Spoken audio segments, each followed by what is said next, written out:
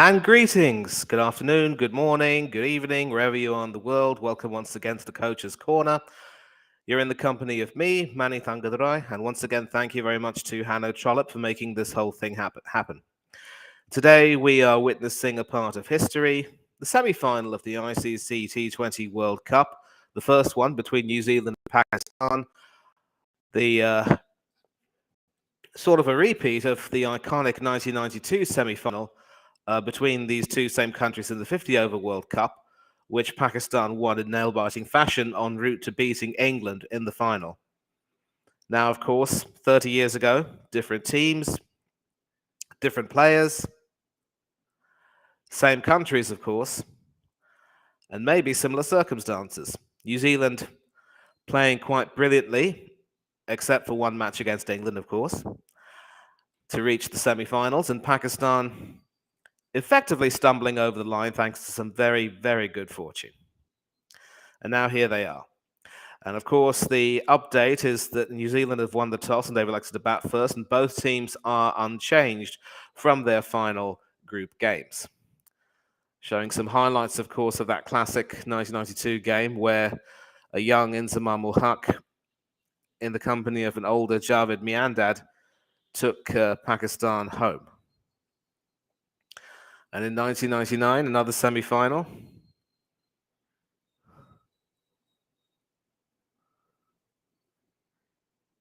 In 2007 as well, Pakistan coming out on top. So this will be the fourth semi-final they play. Will the green wave continue? Or will the Black Caps leave Pakistan with a black eye? Certainly promises to be some exciting cricket, an exciting match up ahead. And I am delighted to be bringing that to you with my usual brand of commentary. And promises to be a great deal of fun. I will, of course, be putting the link in the chat for anyone who would like to come and have their say, maybe between the innings or near the end of the innings, in fact, and certainly near the end of the match. If you want to come on and talk, that would be terrific. Wherever you are in the world, I hope you're also tuned into TV coverage, which you can perhaps mute and listen to me. But whatever the case may be, you're in my company for now if you have tuned in. And of course, the chat will be open if you want to come on and have your say. I am waiting. And I mean, it's nice to sort of provide coverage of cricket, as I've said. It's a nice change in pace from the usual football. And of course, football watch-alongs can be quite fun, but a little too fast-paced. And with cricket being a little bit slower, there's a lot more potential to be more descriptive, if you will.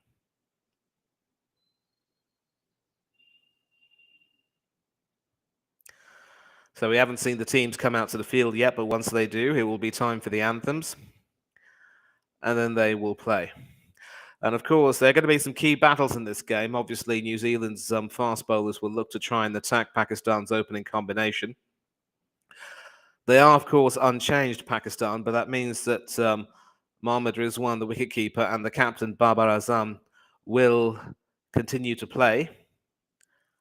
And certainly in their last match against Bangladesh, they slowly but surely played themselves in to what looks like a little bit of form with some decent scores, but they certainly took quite too long and weren't really able to, play at their fluent best.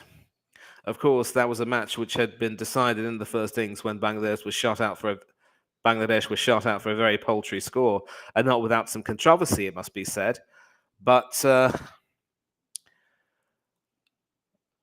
this is going to be a battle that will be quite interesting, because whenever the top order have failed, it's been the middle order that have come in and steadied the ship for Pakistan, most notably, of course, against South Africa when they won that match, and also against India. Iftikhar Ahmed leading the charge both times, and also enabling the likes of Shan Masood and Shadab Khan to come in later on and play. And of course, one revelation has been Mohamed Harris, who came into the team replacing Fakhar Zaman, rather, who had to withdraw due to his knee injury. And he's actually hit out quite well and certainly provided a lot more explosion, if you will, at the top of the order at number 3. And so this is it. We're close to the beginning now. Still some shots before the game. No sign of the teams coming out as of yet. And certainly there's a lot riding on this game. The winner, of course, gets to play in Sunday's final at the Melbourne Cricket Ground, and I will hope to bring that to you, definitely. A beautiful evening in Sydney, no sign of rain. The lights have started to come on at the ground. And of course, this coming Sunday, the 13th of November, will be the final from Melbourne, 7 p.m. local time, 8 a.m. Greenwich Mean Time.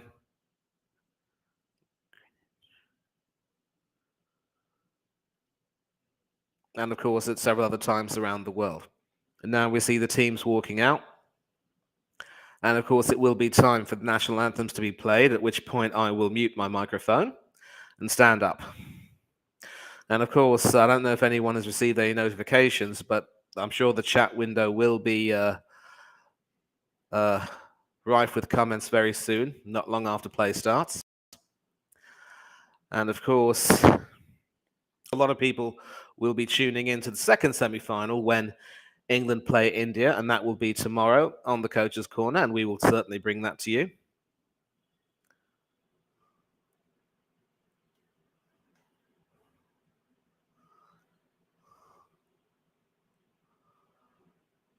Huge crowd here at Sydney, filled with Pakistani and New Zealand fans. Of course, Australia not in the semi-finals this time around. About time for the anthems, time for me to mute my microphone and stand up.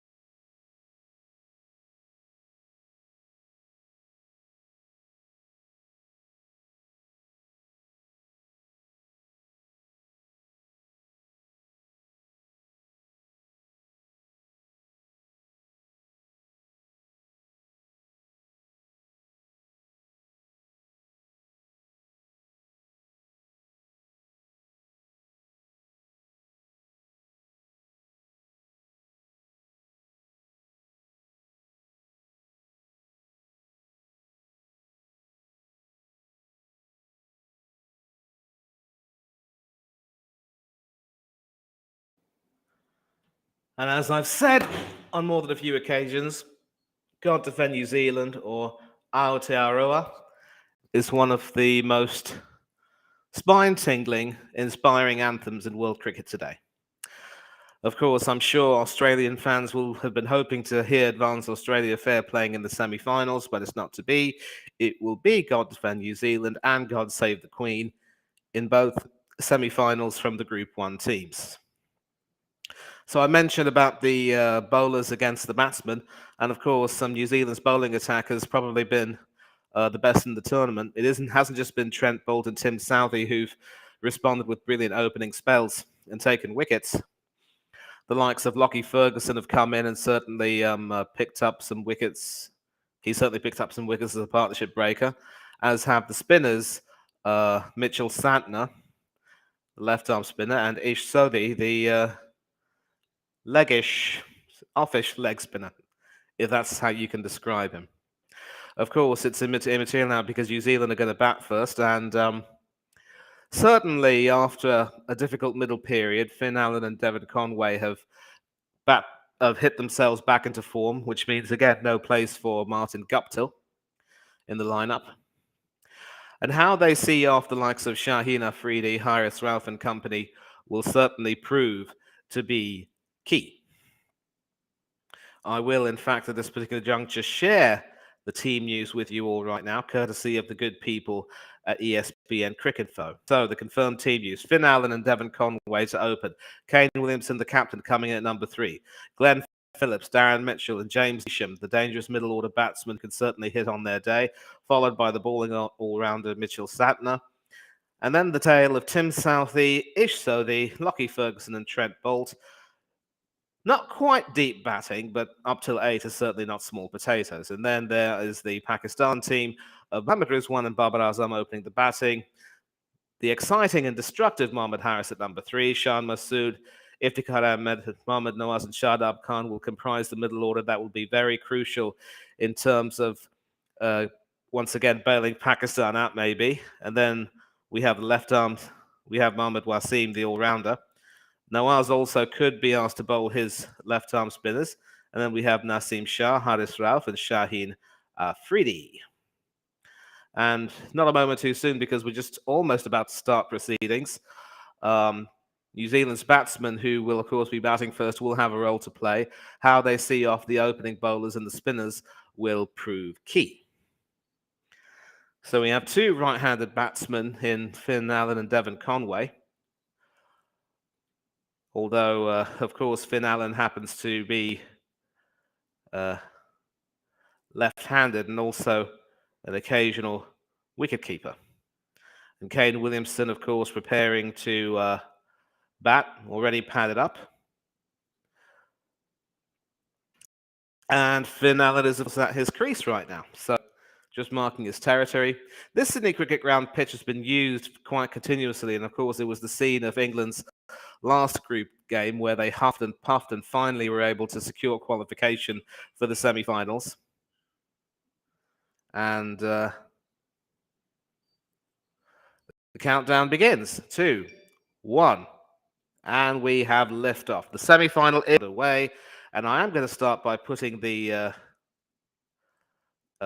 link in the chat so that all of you who would like to come in and have your say any point of time, you're welcome to, and I will look at you in the studio. But now we are underway.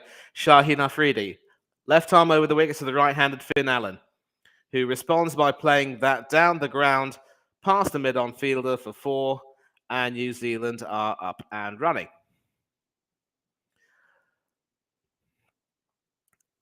Excellent way to begin the innings. Certainly coming onto the batsman, and he was able to stand tall and play that quite well. The mid-on fielder had no chance, sort of punched back down the ground in a way. And already Shaheen Afridi, who started with 4 wickets in the must-win clash against Bangladesh, is under pressure. Got to find the line and bolt his field. Once again, second delivery over the wicket. And a better delivery, which cramps him for room. An LBW shout, and it's been given. Well, what an eventful first 2 deliveries. And it looks as though Finn Allen will be reviewing that. Well, the on-field umpire, Marais Erasmus from South Africa, was about that. Certainly looked as though it was pitching in line. Would it have gone on to hit the stumps? Was there some bat on that? We will find out. And of course, the other umpire is the former England left-arm spinner Richard Illingworth, with the TV umpire being Richard Kettleborough, reserve umpire Michael Goff, and the match referee is the former England batsman Christopher Broad, father, of course, of Stuart Broad. And clearly that, touched the bat. There was an edge onto the pad. So Allen was absolutely right in reviewing that. Erasmus getting that wrong. And New Zealand survive.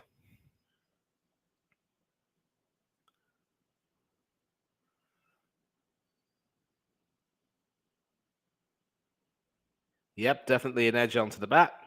You can see that. Allen wasn't going to hang around and walk back to the pavilion. And sorry, Mr. Erasmus, you got that one wrong. So, the ball still counts as a dot ball. New Zealand win their first review. And Afridi continues. Third ball over the wicket to the right-handed Allen. And another shout. And this time he's been given. And will New Zealand review? No, they won't. It looks as though Allen is walking back this time around or hang about. Will he review? 5, 4, and once again he asks for a review. Well, after a rather errant first ball, Shaheen Afridi is causing a lot of problems. Getting that ball to pitch, more or less in line, angling back in.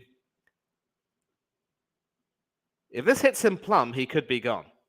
Obviously, he survived the earlier shout, given that there was a clear edge onto the pad. But did it miss his bat this time around? Beautifully pitched onto the leg stump, wrapping him on the pads this time around. And I'm not too sure if Finn Allen is going to get away with this.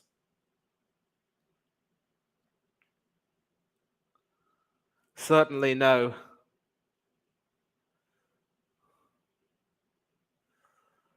No contact between bat and ball. Hitting him on the pads. The only problem is, will that be counted as having pitched in line? That is perfectly in line. Smacks him plumb, and he's gone. Top delivery, that. Excellent delivery. Pitched brilliantly in line. Definitely hit him flush on the pads. And now, having padded up in preparation to come in, the captain, Kane Williamson, will be coming in. So, very eventful first 3 balls. A strongly punched 4 past mid-on, but then 2 LBW shouts. The first one turned down after review, but the second one has been given. And so New Zealand are 4 for 1. It's all happening. It's all happening. And I'm so happy to be bringing you coverage of this. Of course, no people in the chat right now. I think they're probably looking forward to the second semi-final between England and India, as I've said, and we will, of course, be bringing that to you on the Coach's Corner. But I'm so happy that I was able to bring you coverage of this. And slowly but surely, we could be set for a very exciting game indeed. Remember, New Zealand won the toss, opted to bat, but it looks as though Afridi is having the last laugh. Now, Kane Williamson was able to play himself back into form against Ireland with a good innings of 61. And certainly against England, he played fairly well for his 40 at a run a ball. So, how does he play?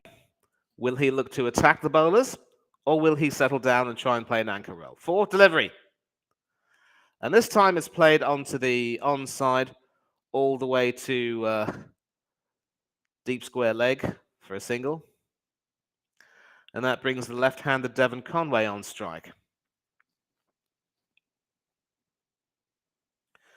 Beautiful seam position that from Shaheen Afridi. You could see how if you're watching the television, you could see how the seam was positioned in his left hand as he bowled. Of course, he was bowling over the wicket, so the stumps were on his left side. Released it quite brilliantly.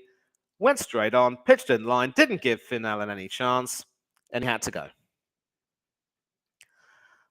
And you could see the scenes of jubilation in the Pakistan crowd. So, Devon Conway, left-handed batsman, third in the world, and he will be facing Afridi, still continuing over the wicket. And that is played all the way to cover for a single. No overthrows.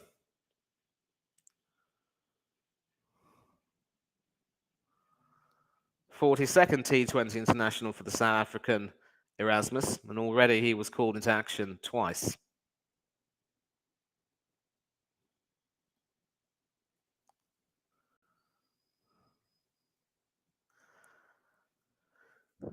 And Richard Illingworth, the former England left-arm spinner, is standing in his 27th T20 international.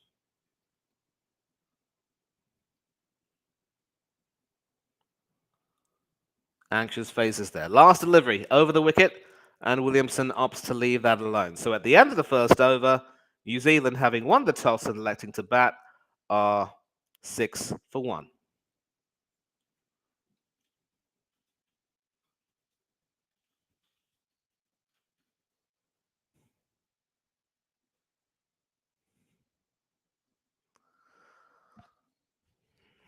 And of course, with the dangerous Finn Allen having gone, that's another somewhat failed opening partnership, you could say.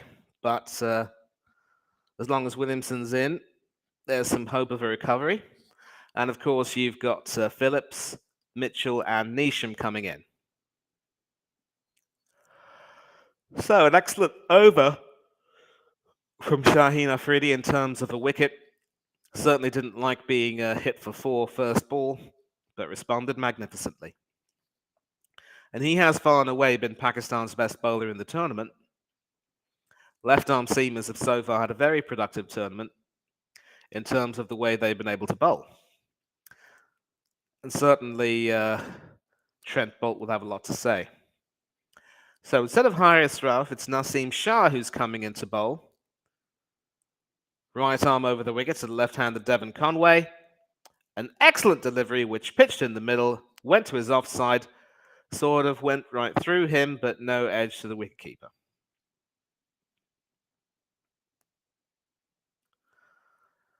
So Babar Azam, the Pakistan captain, mixing things up a bit by bringing on Naseem Shah. Prospect of Haris Rauf coming on as first change is something that I'm sure we will certainly see. Second delivery over the wicket to left-handed Conway. Pitched on in line, on middle. Once again going towards off, and Williamson plays that to the point fielder.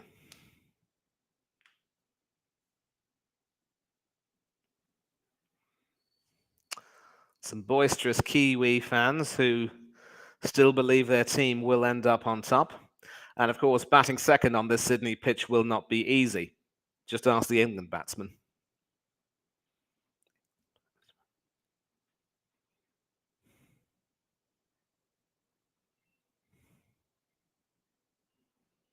Third delivery. Same delivery, same result. Shadab Khan at point doing the work. And so 3 dot balls. So a tricky start this for New Zealand. They had, of course, won the toss and opted to bat, but they're being pinned back at the moment. And the Pakistani fans are confident about history repeating itself. 1992 and all that.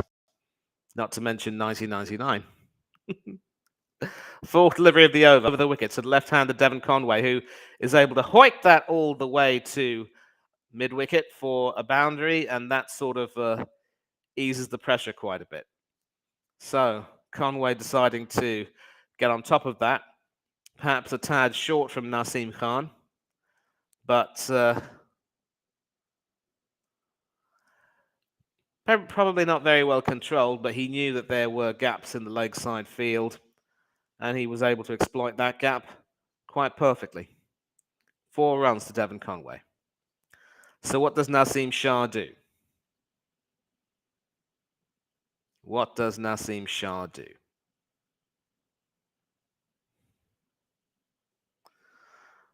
Yeah, a certain look at the 360-degree field will reveal a certainly packed offside field. And so that is an excellent delivery, which is very nearly played onto his wicket by Devon Conway. And so he had to sort of dash back to prevent that ball from either going onto his stumps or potentially being stumped himself by the wicketkeeper. Certainly, well, he was quite lucky. That wasn't too far away from his leg stump there. Played into the ground, but obviously rolling back. And there was no way that, just as well, because, I mean, he saw that rolling back quite too late. And if that hit the wicket, he would have gone. So a couple of boundaries aside, the Pakistani bowlers have been on top so far. Last delivery, right arm over the wicket. Left-handed Conway still batting. And he goes down the ground and sort of whips that over the field. That should go to the mid-wicket boundary for 4. And a little respite, if you will, for Devon Conway. 2 overs gone. New Zealand are 14 for 1.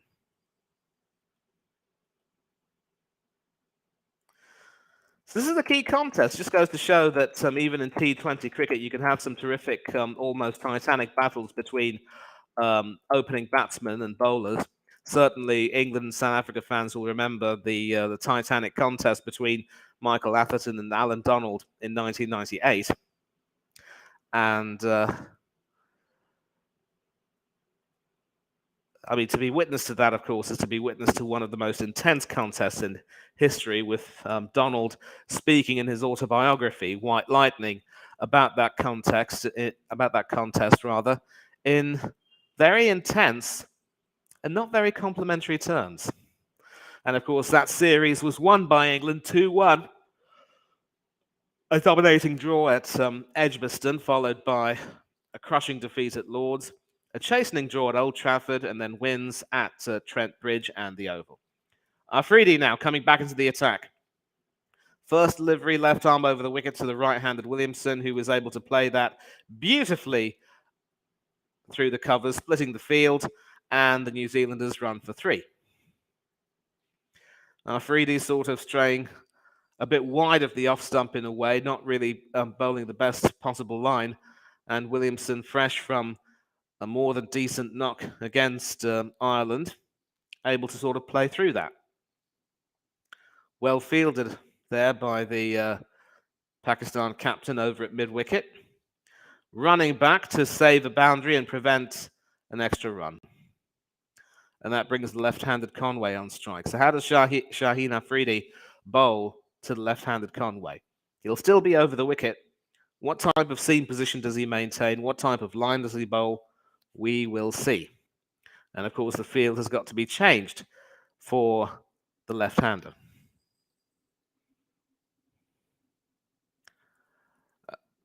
Second delivery, over the wicket to the left-handed Conway. And another appeal for an LBW, but clearly going down leg. And this time, Erasmus is not interested. And I think in their heart, the bowlers and fielders knew that and decided not to review.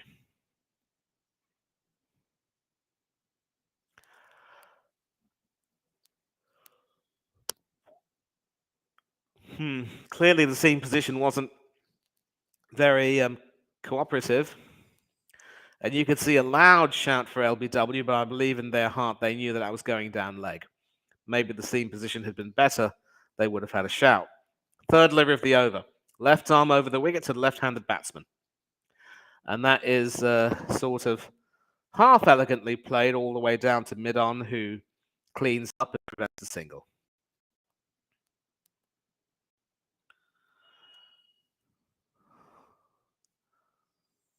And so both of those LBW shouts against Allen, the second one being successful, was sort of the result of the same line being bowled. The seam position was, of course, immaculate, pitched in line, and sort of set Allen up for the fall.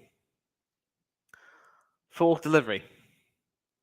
A short one, which was going down leg, and Conway decided to play that all the way to deep square leg for a single. 4 runs off this over so far. Many dot balls in these first 3 overs. And certainly how New Zealand play the power play will be key. Wouldn't want to lose too many wickets, but they will want a few runs.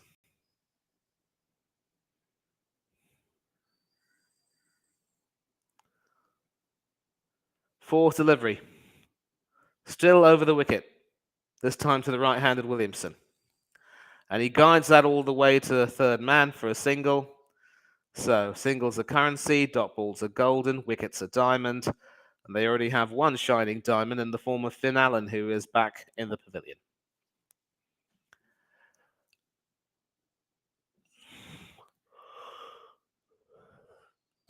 "134 runs for Conway this tournament, with a best of 92. And so in the other 3 matches, 2 of them certainly couldn't quite get going. He now faces the last ball of the innings. The over, rather. Not the last ball of the innings. What am I saying? And once again, it's Shaheen Afridi over the wicket to the left-handed Conway. Another shot for an LBW. Definitely not convincing. I think there was an edge there. And it was sort of played in front, harmlessly to the onside, and there was no single on offer. So after 3 overs, New Zealand are 19 for 1. And certainly not making the best use of winning the toss as of yet. But obviously, after losing Finn Allen so early, needs to be a little bit more circumspect.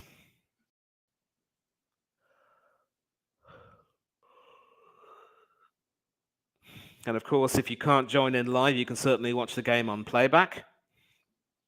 I will be doing my best to provide you with detailed commentary. Please excuse my yawning. At least theoretically, with my mouth underneath the banner and ticker, you can't see my open mouth.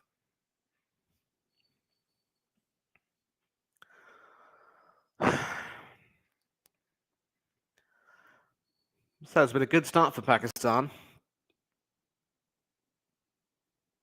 6.3 the economy rate.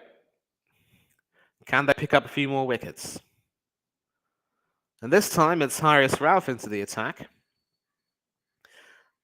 Bowled quite fast, but been expensive. And he's now over the wicket to the right-handed Williamson, who is able to punch that to mid-on, who sort of palms that further down the ground. Will they be able to run for 3? Nope, they settle for 2.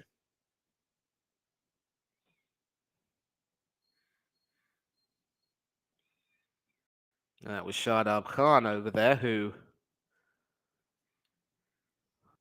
saved the 4, but couldn't really prevent a double. Obviously, with most of the fielders within the 30-yard circle, boundaries could still, be a possibility. Right arm fast for Haris Rauf. 6th wickets in the tournament so far. Decent economy rate of 6.88. Only a best of 2 for 36, so he will want to improve on that if he can.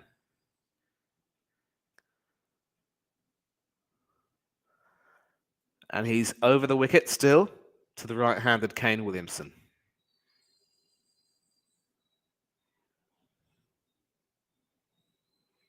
Certainly not without his share of Pakistani fans, Haris Rauf.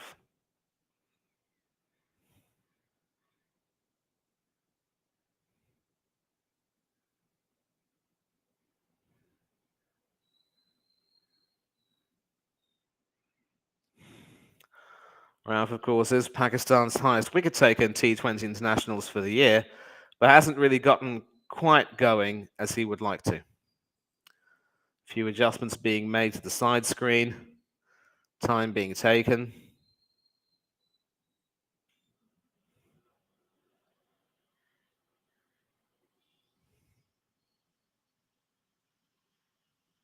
Showing a replay of that last ball, punched down to mid-on, and it was palmed behind him. And now we're back. Over the wicket, Haris Rauf to the right-handed Kane Williamson, who sort of defends that, and that goes into the onside straight to Iftikhar Ahmed, who was fielding at mid-wicket. short mid-wicket, that is.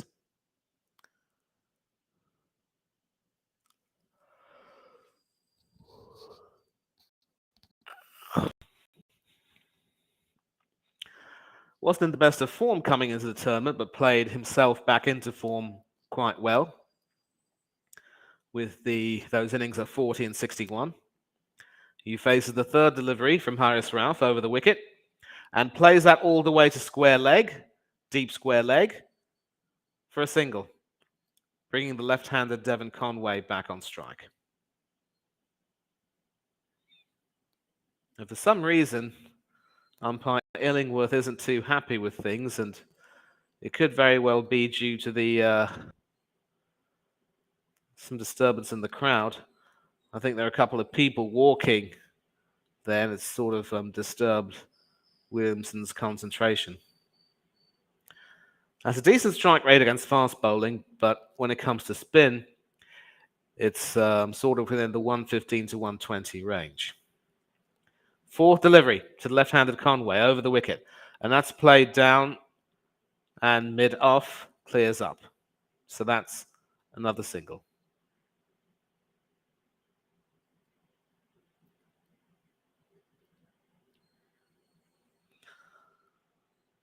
And so 2 balls left. Interesting duel this between Rauf and Conway.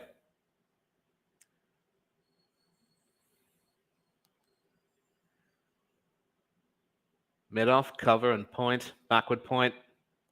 Certainly an attacking offside field for Williamson. Fifth delivery to Williamson, who plays that all the way to mid-off for a dot ball. And so it's been a rather circumspect opening period from New Zealand's point of view. A run rate of 6 and over. And I suppose if they fail to make a big target, then Pakistan will fancy their chances of chasing down that total, but it won't be easy on this Sydney wicket. Once again, aiding the spinners quite well.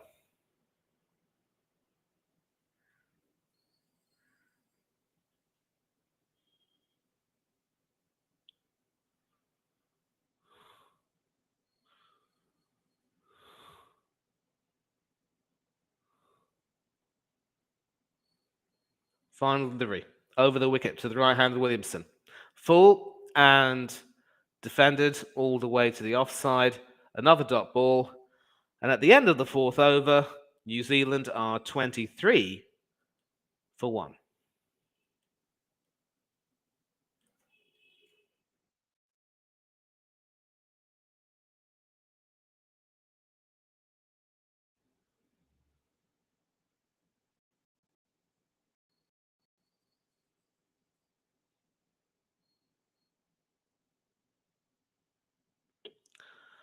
So some advertisements being played. 4 overs for the power play done and dusted. I do apologize if I sound a bit tired. Woke up a little bit late. But I wasn't going to forget to do this, and I'm glad to be here now. Certainly no shortage of crowd support, but we don't really have too many people in the chat right now. I'm still waiting. I'm still here. And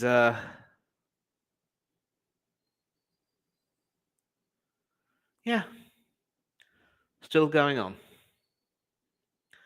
Taking a rather unusually long time between the 4th and the 5th overs. And it is Mohammad Wasim who's coming to the attack, right arm over the wicket. And bowling to the left-handed Devon Conway. The first delivery is sort of played behind his legs, but with sort of the leg slip in place, preventing a boundary. Quite attacking captaincy there.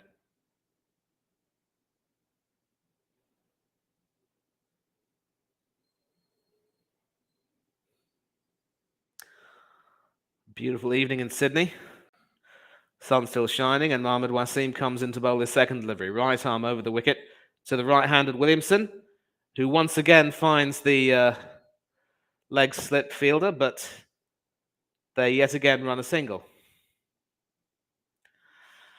And so clearly, Azam has a plan because he's kept that same leg slip fielder. Obviously, knowing how Wasim bowls, has a tendency to sort of drift down the leg. Doesn't want to see too many runs being conceded. Certainly an attacking plan. And the fielder there doing a really good job of it. Third delivery of the over the wicket to the left-handed Williamson. And that is a fringe cut which is played almost behind the wicket. A direct hit there, which doesn't go for an overthrow. It's all happening, it's all happening. Batsmen are able to comfortably run for a single. No way will that be sent to the TV umpire. Throw there certainly coming in towards the bowler's end.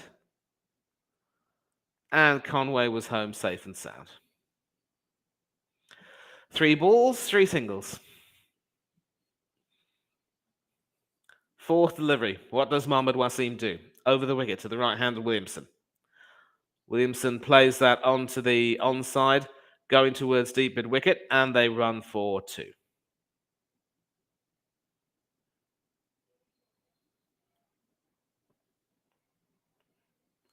Running towards that, and able to stop a boundary.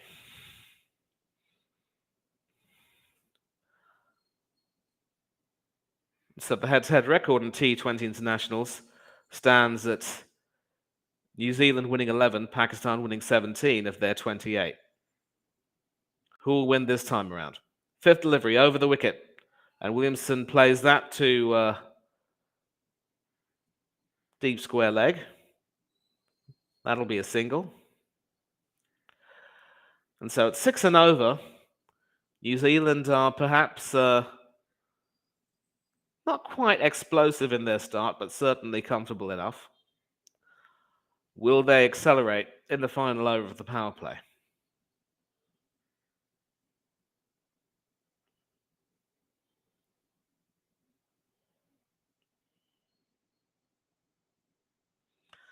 Last delivery over the wicket to the left-handed Conway, and it's sort of half played all the way to backward point for a single. 7 runs off the over, and New Zealand have made a little recovery. They are now 30 for 1 after 5 overs.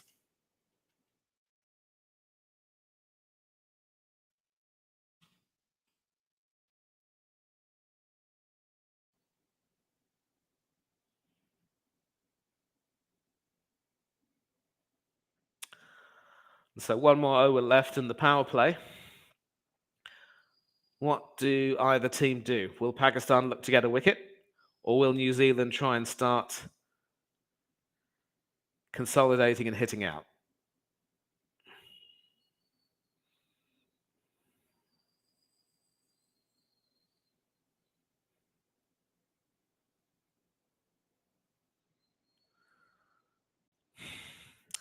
Again, the long silence doesn't really help too much, but when you've got endless advertisements on the telly, you can't really say too much either.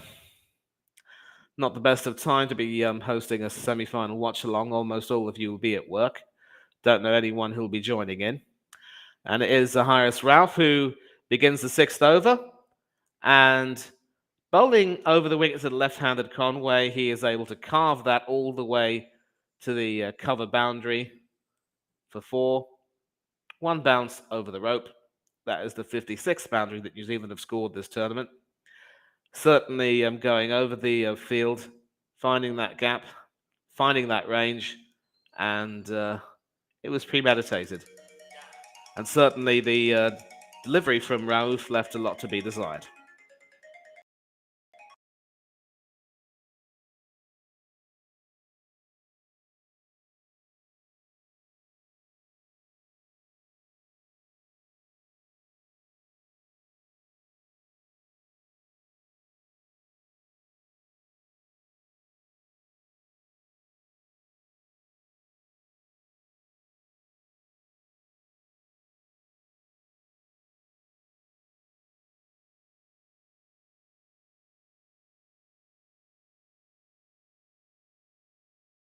My apologies, phone calls are never nice. 2 deliveries down, and Williamson is on strike. A single played off that last ball.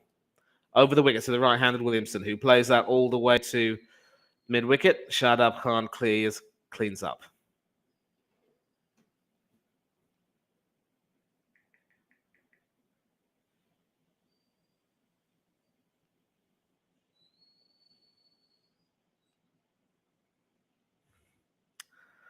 And nicely played as well. Both of them continuing. Not exactly accelerating as much as they want to accelerate, but certainly sticking around. 3 balls to go in the over. They will want to survive the power play with just that 1 wicket down. Over the wicket. And Conway is able to hoik that all the way to square leg. Doesn't go for 4. Mohammad Harris clearing that up.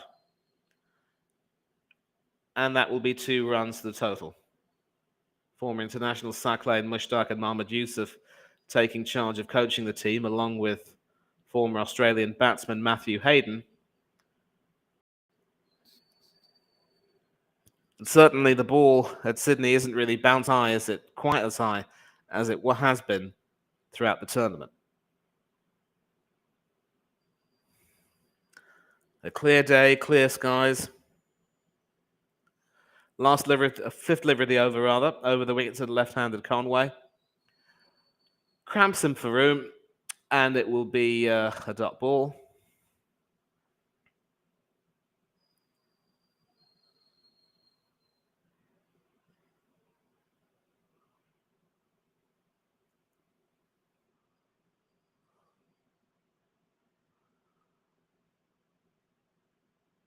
An almost round armish action there from Haris Rauf. Shaky with his elbows there. Last delivery of the over. Over the wicket to the left-handed Conway. An almost stand and deliver stance there from the opening batsman, who plays that to the cover. A direct hit, and Pakistan look confident. Do they have their man? Now remember, of course, in order to get a run out, the batsman's bat should not have crossed the crease. So batsmen have a responsibility to ground their bat before they come to the crease, certainly as they're sliding into the crease, in order to keep themselves safe. And at first glance, it looks as though Conway's bat was in the air. So that will go to the third umpire. Excellent work there from Shadab Khan. Razor-like throw. And, well, Conway's bat was grounded, but he was short of the crease. And it looks as though he's gone. Yep, he's gone. You can see the wicket lighting up as soon as it got hit, and Conway was short. So at the end of the power play, New Zealand lose their second opener, and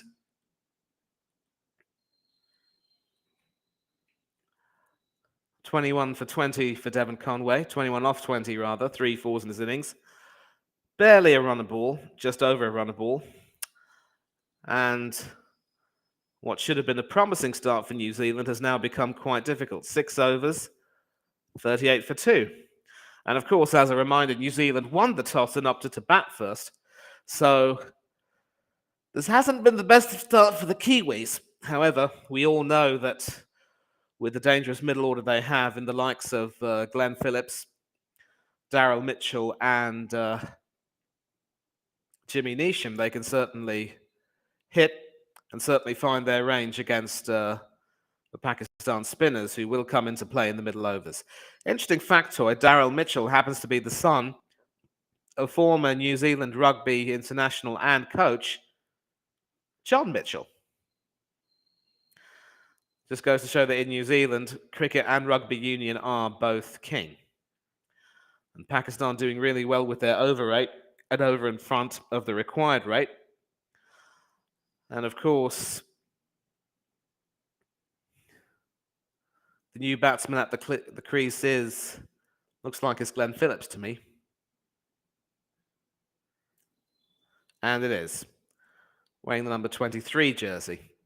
Never been a big fan of numbers being used. I think it's probably to help with the identification. And now in the 7th over, it's Shadab Khan who effected that brilliant run out, who will be bowling over the wicket to the right-handed Phillips, who's just come in. And he plays that quite well all the way to extra cover for a single. Just replaying that wicket, that run out. Not exactly a convincing attempt to get back into his crease there. He did have his bat grounded, but the throw was arrow-like, rapier-like, and Conway was on his way.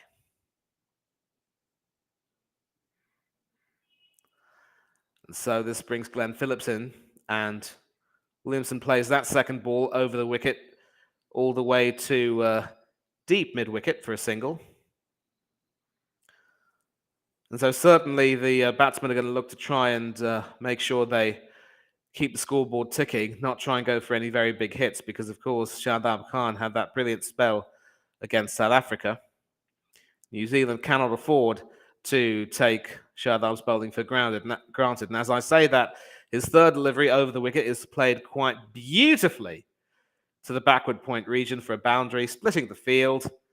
And using his soft hands, Glenn Phillips is able to get to the pace of that. Not really spinning, really, sort of holding its line a little bit short.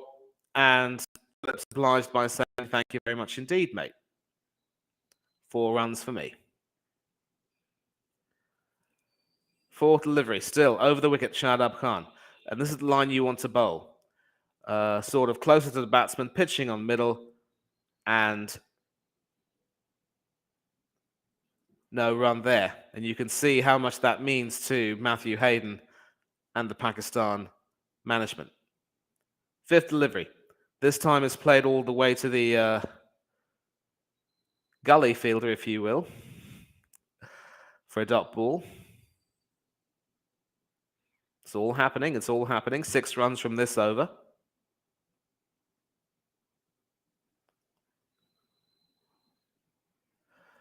Last delivery. And once again, that is played this time to the point fielder for a dot ball. 44 for 2 after 7 overs, New Zealand.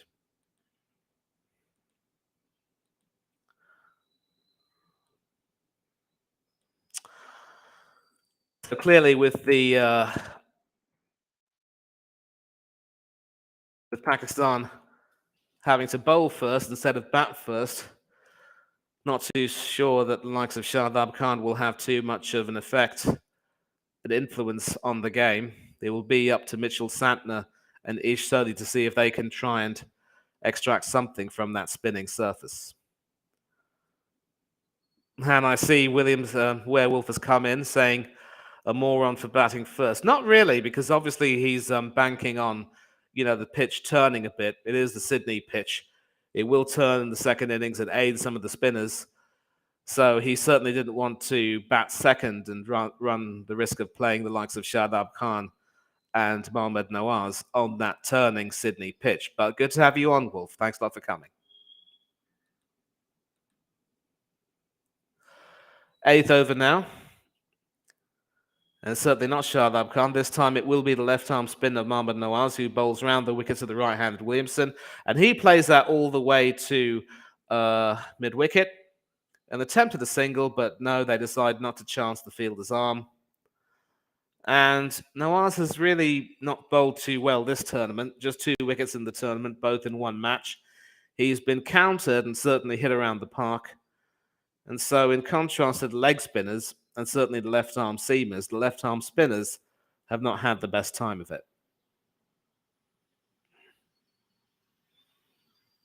Second delivery. Left arm around the wicket, spin to the right-handed Glenn Phillips. And that is played back at the bowler. A possible attempt at a run-out, but Nawaz wasn't able to gather that and throw that in time, and Williamson was alert to the danger and decided, nope, back I go. Well, actually, I think Nawaz failed to release that in time. I think sort of caught in 2 minds there. He is left-handed, so he caught the ball in his right hand.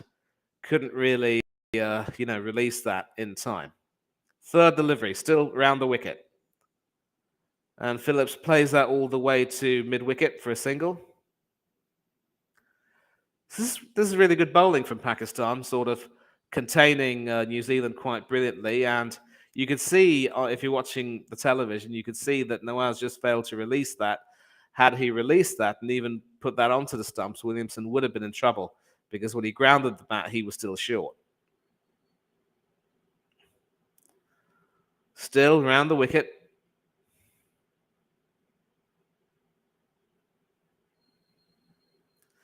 And this fourth delivery is played all the way down to deep mid-wicket, and this time they get a second.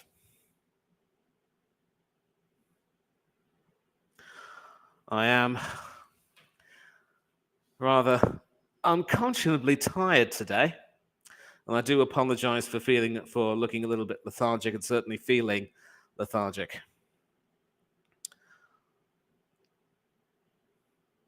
Just taking a look at the batsmen coming in, their strike rates. A couple of tail-enders can certainly hit the ball. And that is round the wicket, sort of pitching on leg, and Williamson can really only play that down to backward square leg for another single. And one more single will, of course, bring up the New Zealand 50. Sort of batting in fits and starts, sputtering and stuttering their way through to that.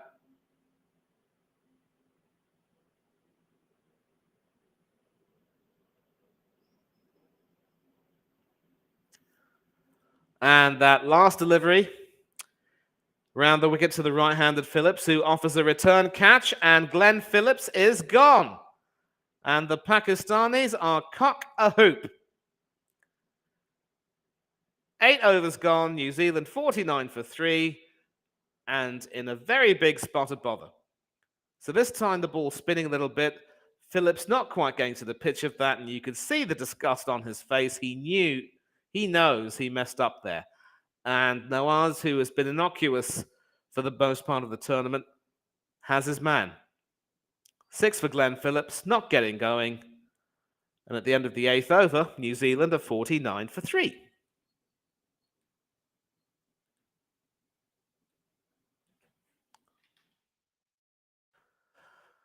Well, well, well.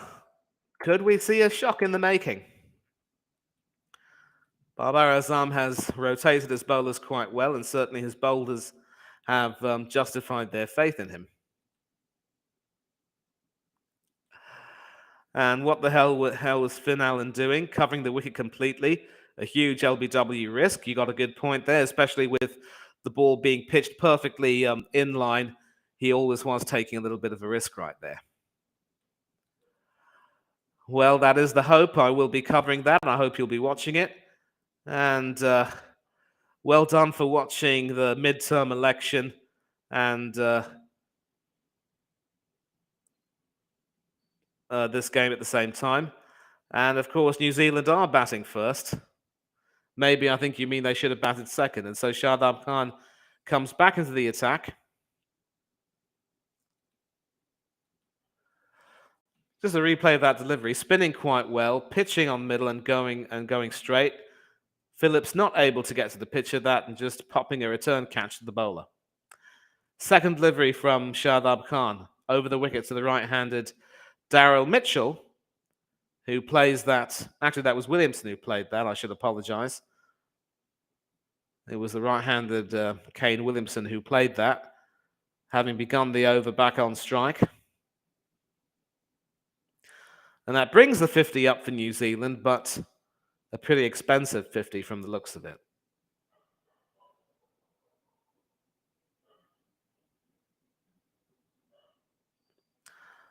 Third delivery, over the wicket to the right-handed Daryl Mitchell, who's just come in. And his first delivery is played all the way to the short third man region. Just a dot ball.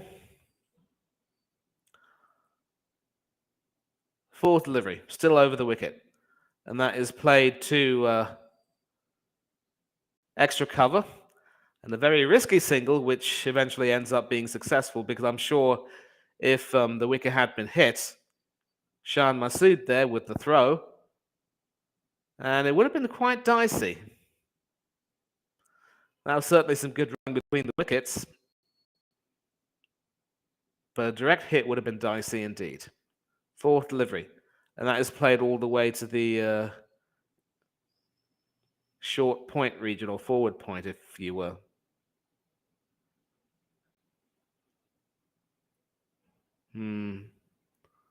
Well, actually, Mitchell might have been out because his bat was just on the crease and not beyond the crease.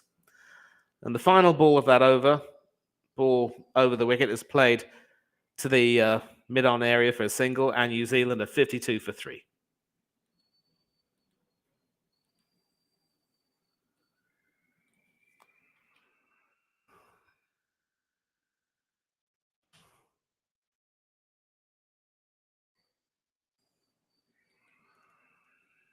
Yeah, that's right. New Zealand should have bowled first. Ensman TV, New Zealand fan, big up, brother. Thanks for joining in. And you definitely need some sleep, Wolf. I'm not too sure this match would be certainly your cup of tea. And just a reminder, the link to join in the video chat is here in the chat. So if you want to come in either between the innings break or just before the end of this innings, just click this link and join in, and I'll be happy to talk to you.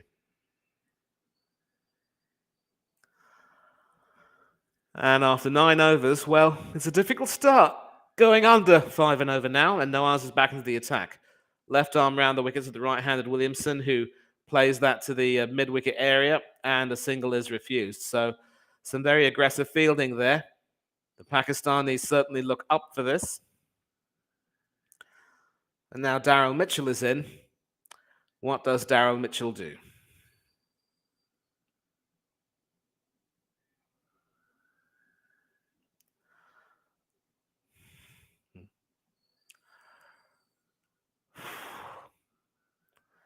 Second delivery.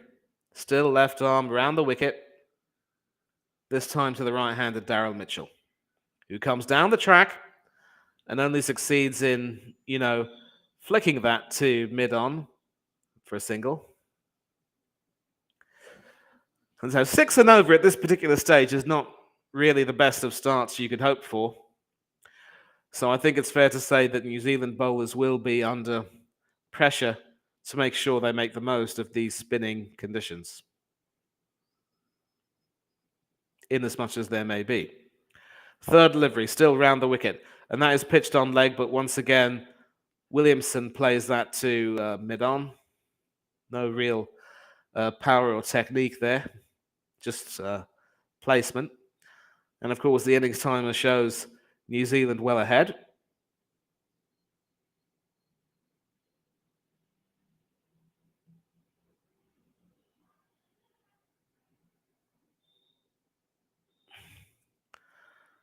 And so, still attacking, still bowling. Fourth delivery over the wicket. New Zealand still playing those balls onto the onside. And once again, the mid-wicket fielder clears up. So, fourth ball, same as the first and second and third, really.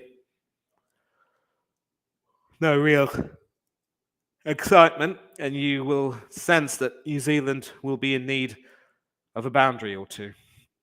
Fifth ball, round the wicket to the right-hander Williamson, who once again plays that to the onside, and the mid-wicket fielder cleans up. Another single. It's all become a little bit too sedate for now. I'm sure Williamson will be telling Mitchell that after 1 or 2 overs, we might have to hit out. But so far, Nawaz and Shadab Khan have bowled really well, restricted the batsman, and done quite brilliantly. Last delivery of the 10th over. Goes down the track. And once again, straight to the mid on-fielder, who fields that, but they run for 2. So, 59 for 3 at the midway point. Very sedate start, which was made a little bit more difficult with the loss of those wickets. And now, the onus will be on New Zealand to try and accelerate. Yeah.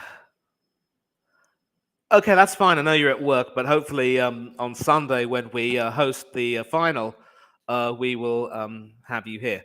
And looks as though there might have been some grass on the pitch, perhaps. Certainly a good shout there. But again, with Sydney playing its fourth consecutive match being used all too often, we all know that historically the spinners have had held sway. Maybe in hindsight, bowling first would have been a good call, but I suppose New Zealand were quite wary of the likes of Shadab Khan and Mohammad Nawaz doing some damage in the second innings. They'll want to see if the likes of Santner and Southey, as well as the pace bowlers Bolt, Southey and Ferguson, can do some damage.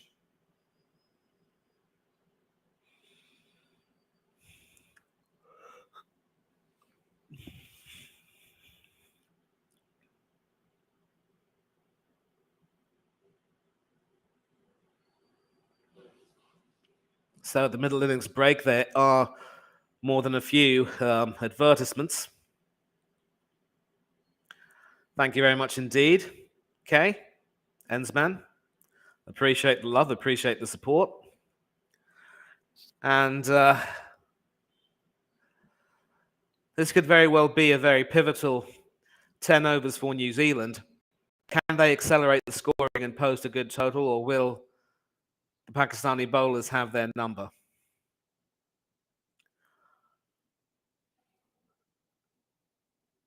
We will, of course, find out when play resumes following the mid-innings break. And of course, at this same time, we will bring you England against India, the second semi-final. And of course, after Williamson and Mitchell, there will come Neesham and the bowlers. Magic moment from last year. Mitchell, of course, winning that semi-final against England to send them into the final. And you could see the joy on his face as he was able to hit Chris Wokes for a boundary at backward square leg. Winning by 5 wickets. Top scoring with 72. 46 from Conway. And with Conway gone, a lot will be riding on the shoulders of Daryl Mitchell. At the moment, though, it's his captain who will be facing the first ball of the 10th over, to be bowled by Shadab Khan. Over the wicket, leg spinner to the right-hand Williamson, who was able to play that once again to mid-on. And with Shaheen Afridi's bullet throw, they decide not to chance it.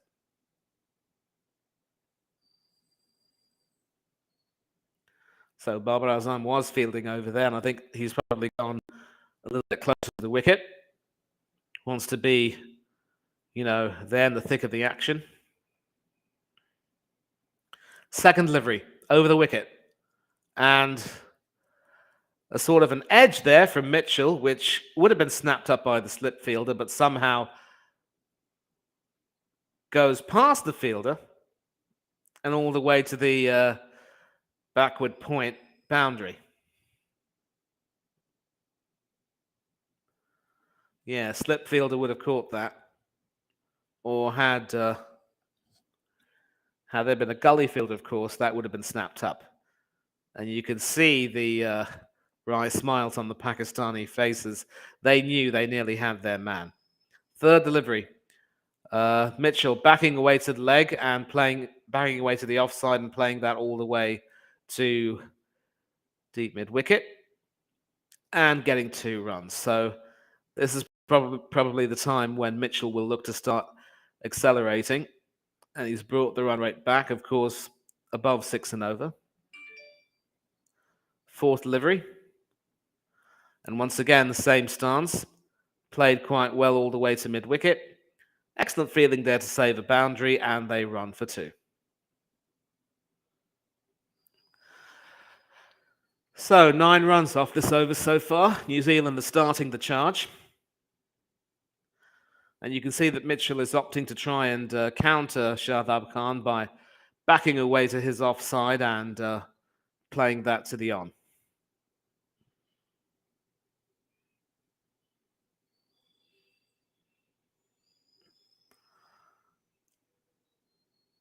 So clearly a huge gap there between deep mid wicket and long on.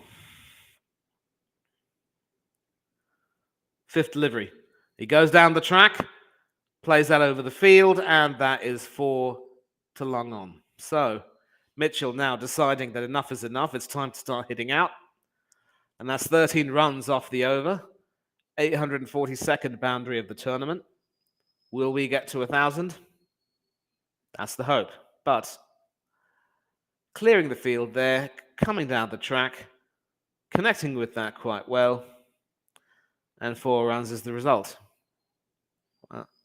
Final delivery is played all the way to point, and they decide not to take the single. So 14 runs off the over, 73 for 3 after 11.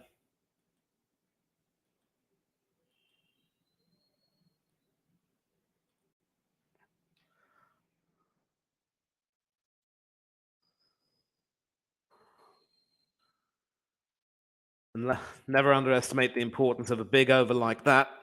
It's now brought the run rate to above 6.5 and over. So New Zealand are going to feel as though they must start hitting out now. Try and dominate the spinners if they can. And Shardab Khan was taken for quite a few there.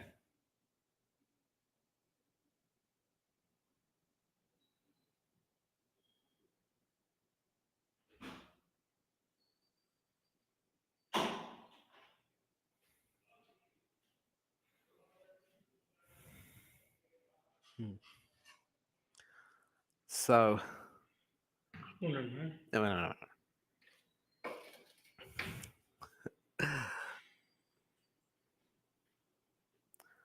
Naseem Shah back into the attack. Obviously, pace might be seen as the way to get Pakistan out of the mini hole. And that first ball, right arm over the wicket, is played all the way to the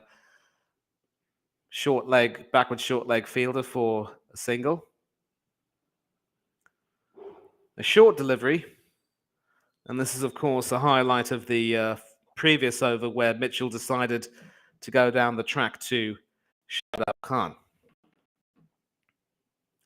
So instead of the left arm spinner, it is in fact Seam, which is being brought back into the attack. Naseem with Seam. Second delivery over the wicket. And this time Williamson plays that all the way to deep extra cover, or deep point rather. And that is a single.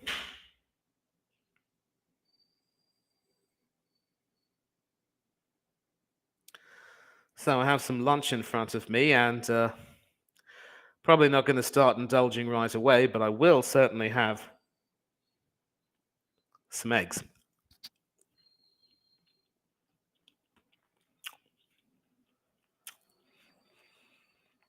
Third delivery, over the wicket. Going down the leg, but only heading to backward short leg for another single.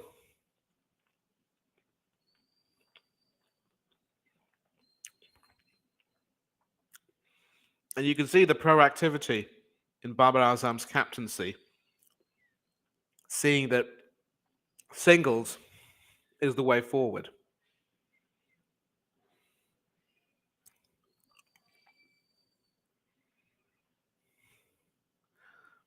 Semantics in the crowd there, some fun. And that last delivery was a leg bye because it didn't hit Mitchell's bat, but there's no doubt about this one coming off Kane Williamson's bat. Over the wicket, played all the way down to deep mid wicket for 2.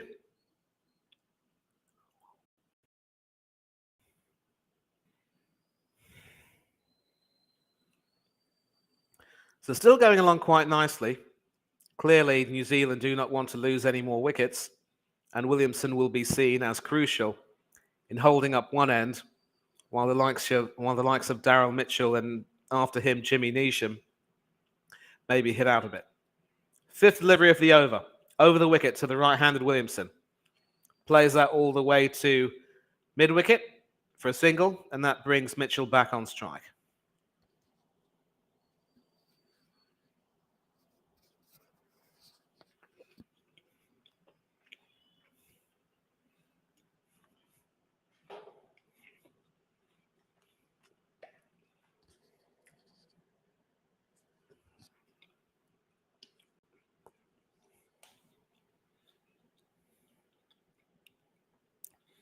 So Mitchell is quite handy in the last few overs.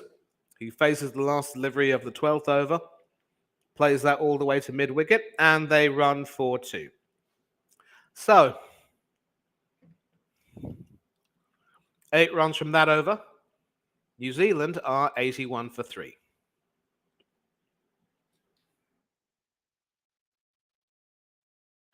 They're slowly and steadily increasing the run rate to about 7 and over.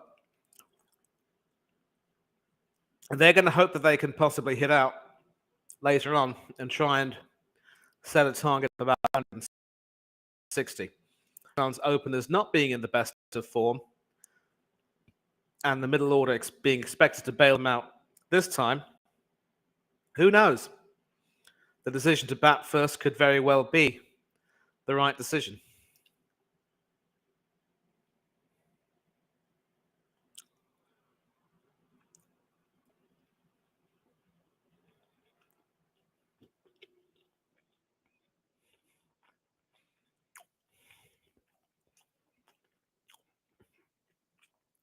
And so Babar Azam has officially decided that he's had enough of spin and has gone back to his fast bowlers. Mohammad Wasim will be bowling this over.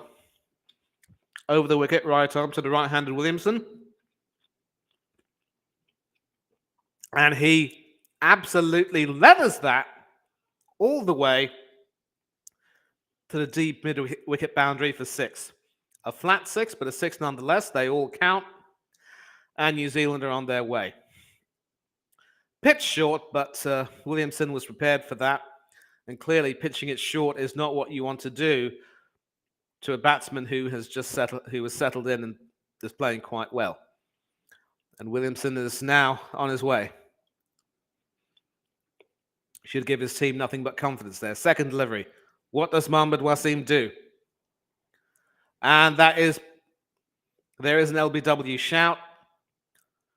And that will probably be considered a bye because I think it missed his bat on the way through. With Pakistan review, this decision is not out.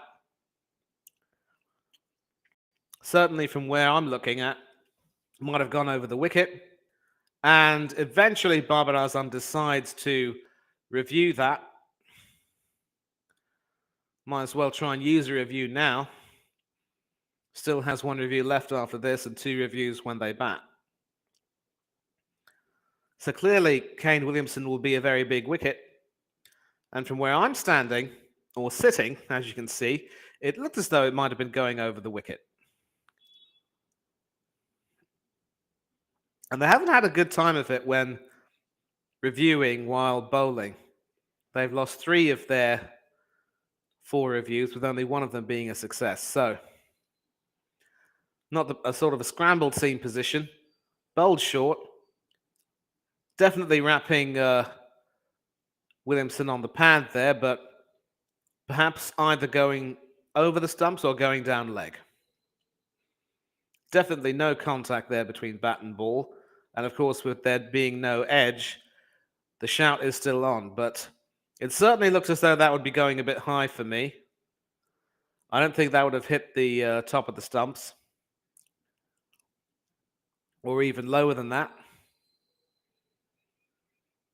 So this could very well be a review that Pakistan will lose. And, yep, completely missing the wicket, going over and down leg. Not the best review from Babar Azam, and that will be not out. So, no wicket, but a dot ball. Currency instead of the diamond. Third delivery. What does Wasim do now? Pitched full, And certainly that would have been a terrific shout for an LBW there because Williamson had fallen over, although maybe if he had gone down the track. Will you review that, Babar Azam?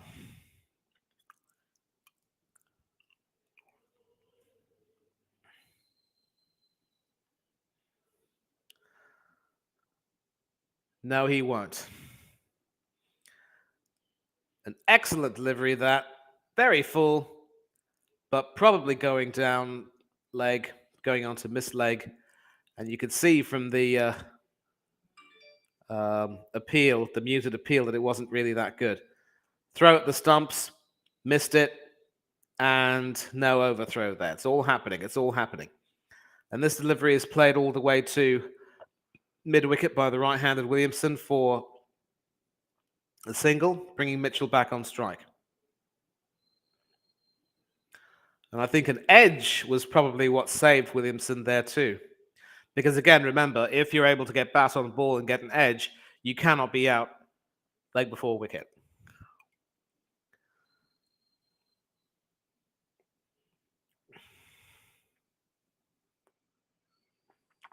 Two deliveries left. What does Mohammad Wasim do? Over the wicket to the right-handed Daryl Mitchell. And he plays that all the way to short cover. Shadab, some excellent work. It's a dot ball.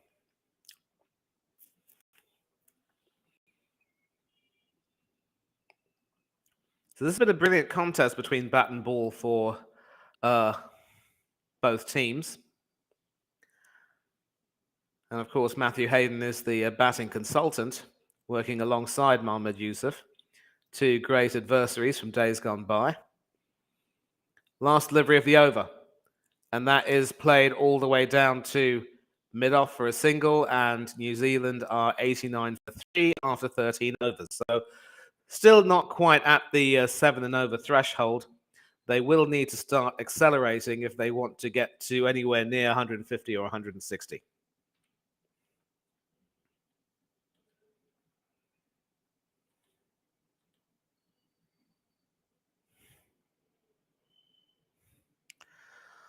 So it's been a difficult start for New Zealand so far. They've started to up the tempo a bit, and certainly an important partnership there. And I believe, in fact, hasn't quite been the 50 partnership they wanted. Well, are they in fact 89 for 3 or 90 for 3? I'll have to check that.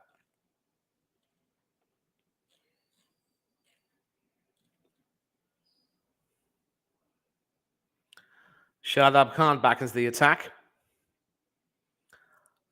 Mixed response there for a single, but they run through it anyway.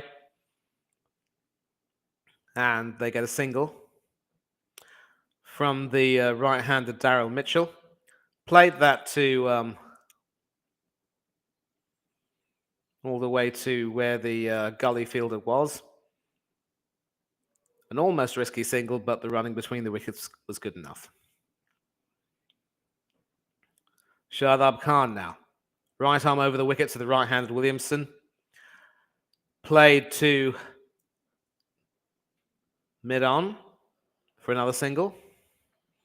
New Zealand 91 for 3.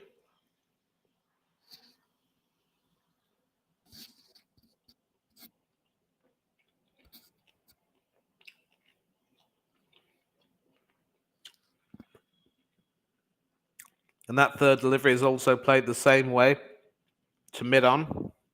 You can sort of see how Williamson and Mitchell are trying to counter that leg spin by sort of backing away and sort of playing that to the onside where there aren't too many fielders.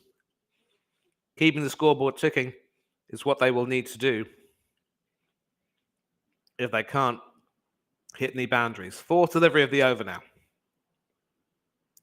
And that almost slipped out of his hand.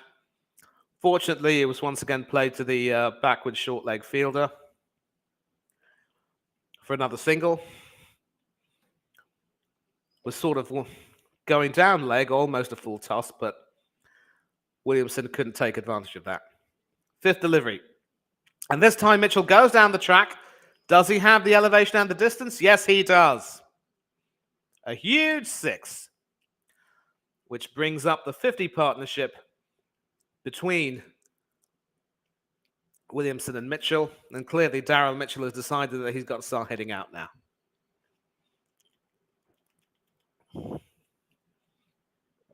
Coming down the track, not intimidated. And that's 50 off 35 between Mitchell and Williamson. Excellent innings so far. But no sooner do I say that. Well, some controversy there after the last ball. Spinning beautifully and going straight through to the wicketkeeper, Mohammad Rizwan.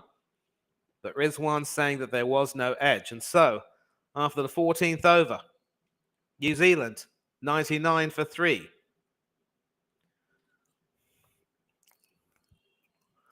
So, just above 7 and over now. If they want to get to 160, they'll need to score at 10 and over these last few overs.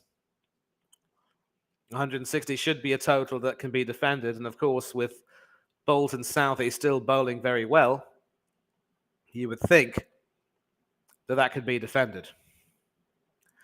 Especially with Babar and Rizwan still batting in fits and starts, not really imposing themselves, not quite able to get the partnership that they truly need. And so it's Shaheen Afridi back into the attack. He's already bowled 2 overs. This will be his 3rd, and he will be looking to try and cause a bit more damage. So this has been really good rotation of his bowlers by Babar Azam, the Pakistan captain. And he goes back to Shaheen Afridi, no relation, of course, to Shahid Afridi, although he is wearing that Afridi's number 10 jersey. Over the wicket. And sort of carried through there to the Pakistan wicketkeeper. Swinging an almighty miss. A little bit wide, but Williamson couldn't really play at that. And that's a dot ball.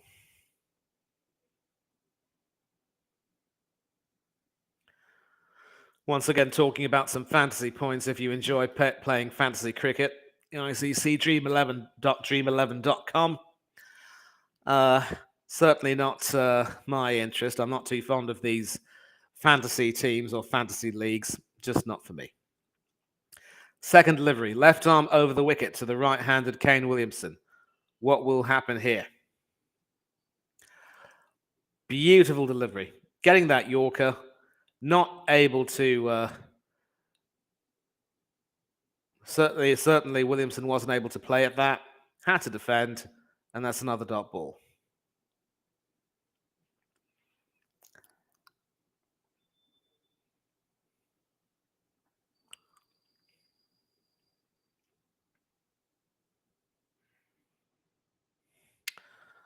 Some happy faces in the crowd. Pakistan look jubilant.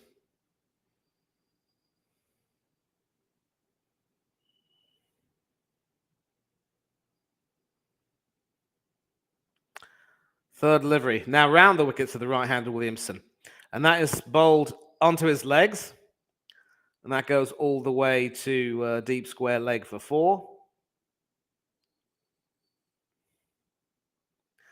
I'm not too sure what Afridi was doing, trying to change his angle and bowl around the wicket, because he strayed down the line, and that actually went all the way to deep backward short leg for a boundary. A boundary which brings up the 100 for New Zealand, 103 for 3 now. So does Afridi go back over the wicket, or does he continue around the wicket to try and induce maybe an edge or a false shot? Well, he's still round the wicket. And that is played all the way to the deep point fielder for a single. And that brings Daryl Mitchell back on strike. Certainly been the more aggressive of the two, although Williamson's hand has been very important indeed. And of course, just a reminder that India and England will be playing the second semi-final from the Adelaide Oval tomorrow, 6:30 p.m. local time, 8 a.m. GMT as always, 10 a.m. South Africa, and 1:30 p.m. in India. Fifth delivery, round the wicket. And that is also played to the leg side. The backward short leg fielder is able to clean that up. They get a single. 105 for 3, edging above 7 and over. Just some highlights of that previous 6 from Daryl Mitchell, coming down the track and standing and delivering. So how Pakistan's batsmen will fare batting second will remain to be seen. And that final one is also round the wicket. A terrific shot where Williamson was able to get down on one leg and play that, but didn't quite get the distance or the strength behind that. So that's just a single. And at the end of their 15th over rather, New Zealand are 106 for 3.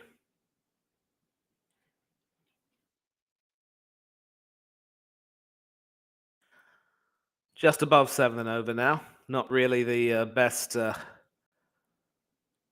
score they would like. So now they're going to have to hit out.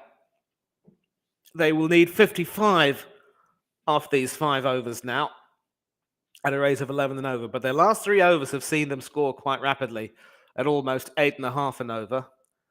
Can they up the tempo in these last 5 overs? One thing I will say once again is that the Pakistan captain Babar Azam deserves full credit for rotating his bowlers quite magnificently. Haris Rauf back into the attack. Right arm over the wicket to the right-handed Williamson. And he plays that quite well all the way to deep mid-wicket. Will they run for 2? Yes, they will. Rauf wasn't able to gather that throw in time. And once again, a very good example of sharp thinking and quick running between the wickets. Doing their best to keep the scoreboard ticking and doing a good job at that. And that throw was probably a little bit wayward because, of course, had there been a direct hit, the batsman would have been in trouble. But Haris Rauf unable to gather that cleanly, and the batsmen survive. Williamson again facing Rauf, right arm over the wicket. And that is played all the way into the cover regions for a single.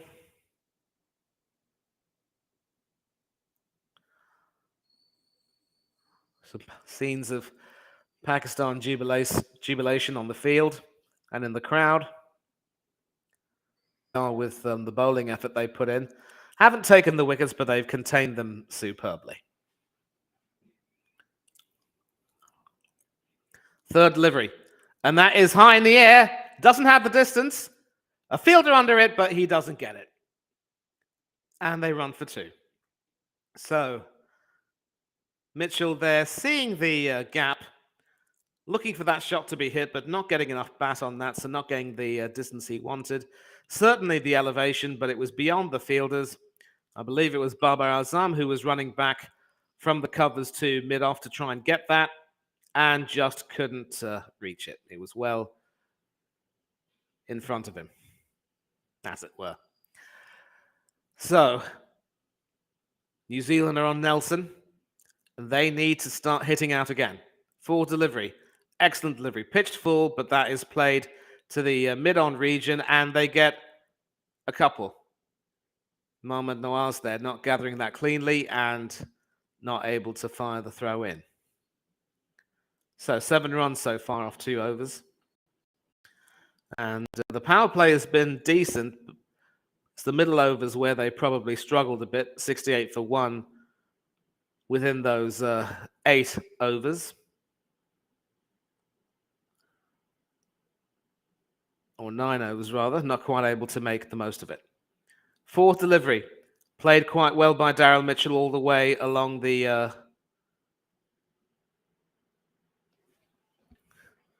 point region. And certainly their sharpness in the field has been a hallmark of their play, but they haven't been quite able to prevent the singles and doubles there. Some good work there, though, in preventing boundaries and certainly firing throws back in. And New Zealand now are 115 for 3, with that last ball having been played for a single. Slapped away behind point there by Darryl Mitchell. Last delivery. And backs away to the offside, trying to hoik that over leg, but not getting the connection. Rizwan able to prevent them scoring anything more than one run. And at the end of the 16th over, New Zealand are 116 for 3.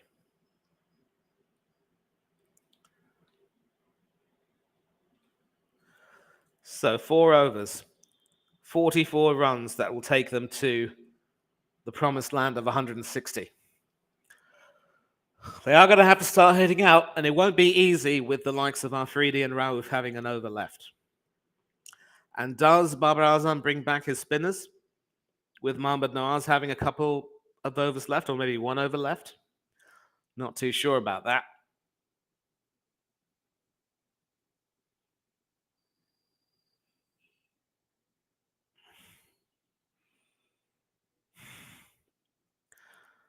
And so once again, the bowlers have held sway and have their say. But again, batting on the lights, and certainly on this spinning track, will be quite difficult. So the bowlers will certainly have a role to play. Boult and Southey will be expected to maintain the line. And certainly coming up against that brittle opening partnership of Babar Azam and Mohammad Rizwan, the Pakistanis will not find it easy.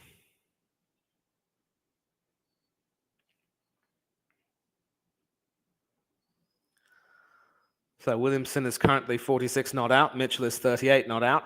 And it is Shaheen Afridi back into the attack. He will bowl his final over. And he's still bowling round the wicket.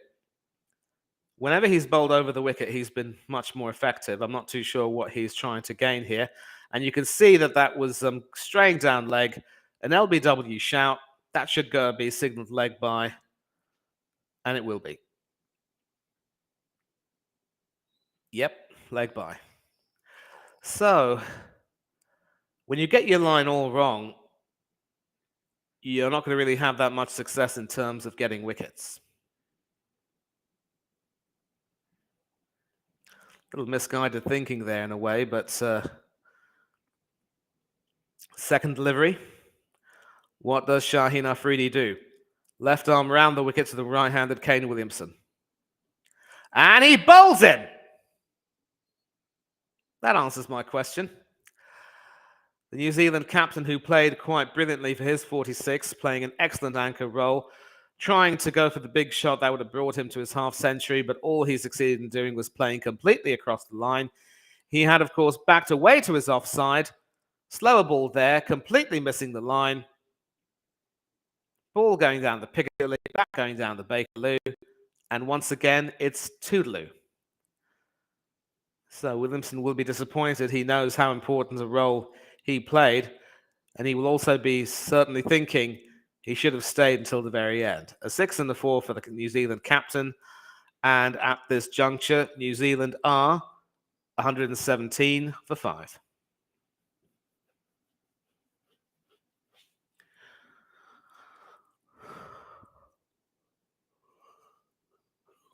And of course, with the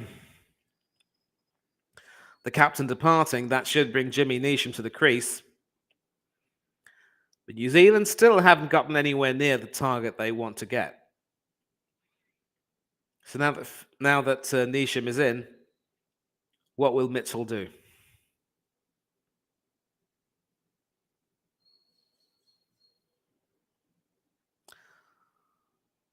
Some more advertisements. Biggest frustration, of course, of watching cricket is that there are so many advertisements in between plays. And the timing is always going to be a bit of a problem. But Neesham is at the wicket now. New Zealand 117 for 4. Left-handed batsman. I wonder if Shaheen Afridi will change his bowling angle for him. Yep, he's back over the wicket. Somewhat fuller delivery, which is played back to the bowler. No wicket, no run, no foul. And just highlights there of that delivery from Shaheen Afridi, that almost slower ball, which kept low and didn't really achieve much except to send the New Zealand captain packing. And Williamson knows that he threw it away. I'm sure he'll be hoping that he doesn't throw the entire match away. Fourth delivery. That is played very nicely to the offside there by Jimmy Neesham. To the cover region there for 2.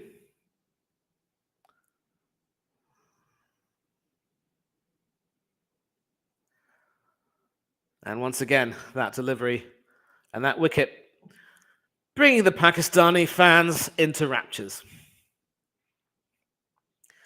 And you can see that Shaheen is delighted. Fifth delivery of the over. What does Shaheen Afridi do? Left arm over the wicket to the left-handed Neesham, who was able to hoik that all the way to the leg side. And will that be a B2? Yes, it will be.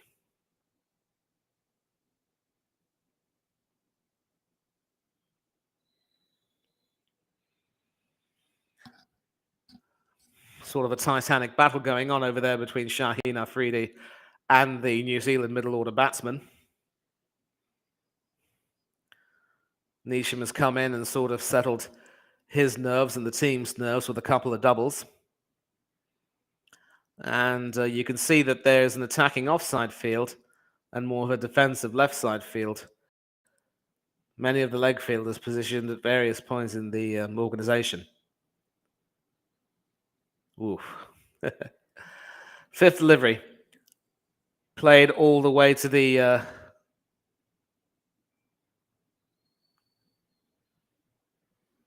actually, that was the final delivery. Or was that? Yep, 2 runs from that final ball.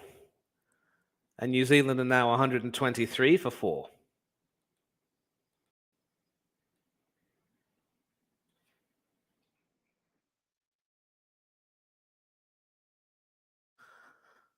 Almost fell asleep there. God, I need to eat.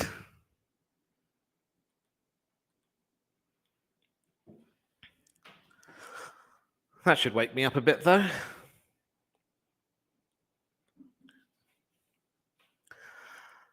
And New Zealand still going on at 7 and over. But this is it. 37 off 3 will take them to 160, but they will now need to hit out. It's not going to be easy because Naseem Shah is back into the attack. Right arm over the wicket to the right-handed Mitchell, who plays right through that, over the cover fielder, and that goes for 4. Shardab Khan there, ruining his luck. And clearly sensing that he's got to chance his arm now. A back of the hand slower ball that from Naseem Shah. Played through the line quite beautifully, over the cover fielder. And nobody was stopping that going to the boundary.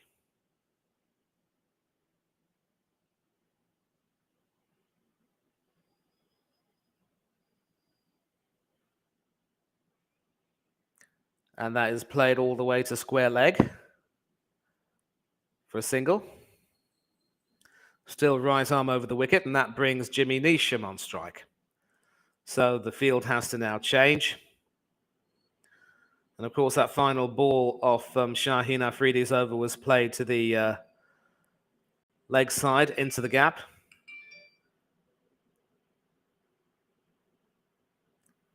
And so with Neesham on strike, what will he do?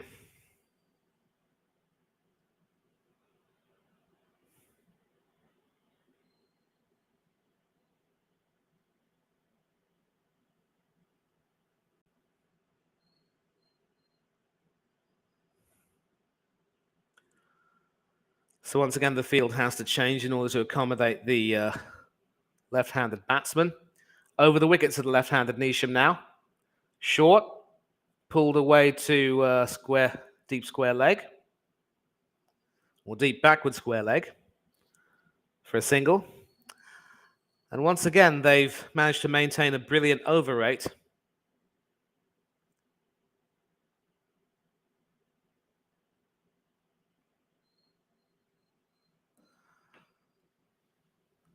But they've still conceded a few runs, although thankfully for them, not as many runs as New Zealand would like. And so these last 3 overs will be key. Naseem does have 1 over left after this, as does Rauf. Over the wicket from Naseem, full and straight, but played down the ground all the way to mid-on. Will they get a double? Yes, they will. Throw was a bit wayward there. So 8 runs off this over. Can they pull the rabbit out of the hat and get them to a much more fighting total?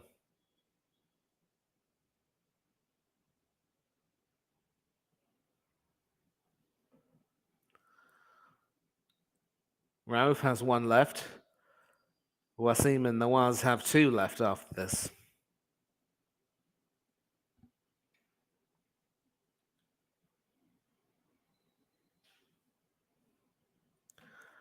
Two balls left. Over the wicket to the right-handed Mitchell, who's on 45. Boshes that all the way to deep square leg, but only a single. 9 runs off the over so far, and that brings Neesham back on strike. So these 2 batsmen are going to be key. If they can keep the scoreboard ticking and maybe get New Zealand to a challenging total, it will certainly be good. But again, seeing how batting has been difficult on this Sydney pitch, I'm pretty certain that no team batting second will consider that to be an easy ride. Last ball of the over the wicket to the left-handed Neesham. Plays that into the ground, snapped up by the cover fielder. They run a single, and at the end of the 18th over, New Zealand are 133 for 4 with 10 runs coming off that over.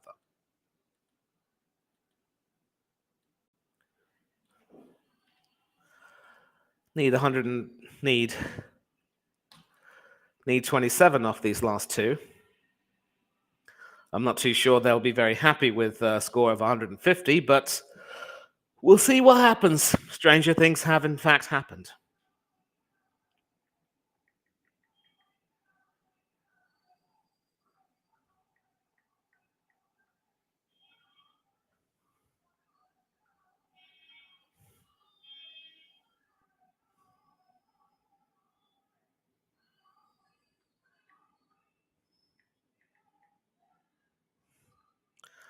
So 2 overs left. And who will be bowling this penultimate over? It will be Haris Rauf. Left arm, right arm fast, over the wicket to the left hand, round the wicket rather, to the left-handed Jimmy Neesham. And he plays that into the leg side area for a single, snapped up by the deep square leg fielder.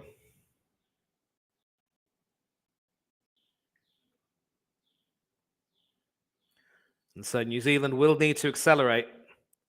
Can they get the big shots they need? Score predictor says that they could reach 158, but I'm not too sure they would be happy with that total.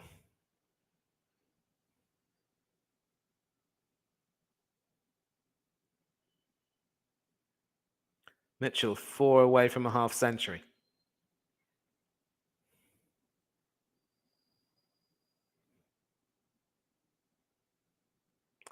Second delivery, over the wicket now to the right-handed Daryl Mitchell, who plays that back down the ground.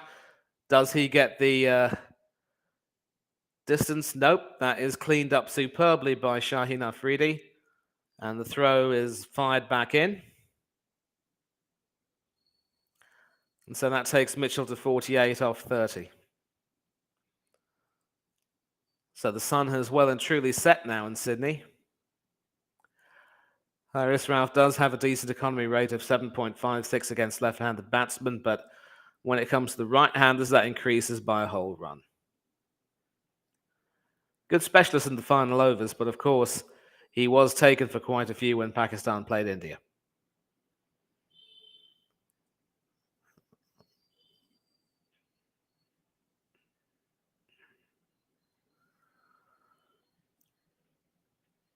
And so certainly Haris Rauf has bowled quick this tournament. Most balls bowled over 150 kilometers an hour. He's bowled 7 of them. Nortje has bowled 8, and Mark Wood is well up there with 31. Third delivery. Over the wicket to the right-handed Mitchell. Doesn't quite get bat on that. Ends up hitting his leg and going all the way to the point region. Short point. Definitely going down the leg. No chance of an LBW appeal.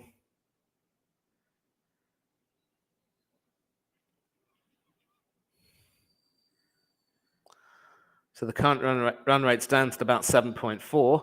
The last 3 overs have seen New Zealand score at 8.4. But not too sure that will be enough. They need sixes and they need boundaries.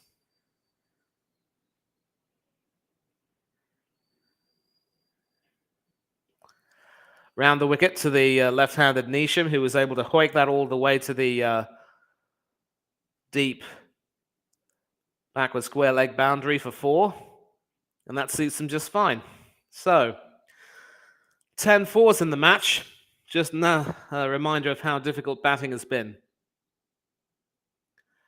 Haris Rauf straying down leg and Neesham giving him the punishment he deserves, and Shadab Khan not a happy chappy. 2 deliveries left. New Zealand are 141 for 4.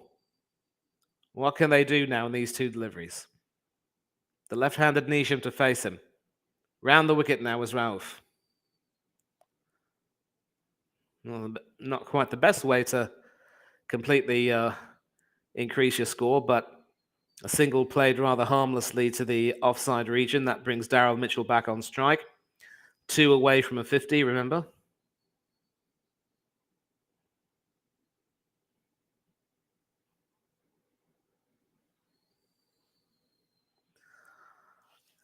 Last delivery of this over. Pakistan still an over in front. 8 minutes remaining of the time they have to bowl their overs, of course. Certainly manage their resources quite well and quite magnificently. Last delivery of the 19th over. Over the wicket to the right-handed Mitchell. He plays that to the onside. Will he get his second? Yes, he will. Yes, he should. And that is his 50. Nicely paced, nicely played. 50 off 32. More than a few big hits, as and when needed, and certainly did his part to keep the scoreboard ticking. So, at the end of the 19th over, New Zealand are 144 for 4, 11 runs off that over.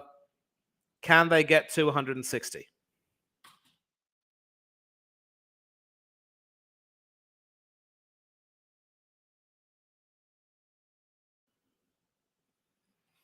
Don't seem to have that much in terms of people in the chat, but once again, the link is in the chat window. You want to join in and have a chat? Feel free. And this last ball will again be interesting, last over rather, because 16 will take them to 160, and 160 would mean it's been a good day's work. A 6 and 3 fours for Daryl Mitchell. Top innings.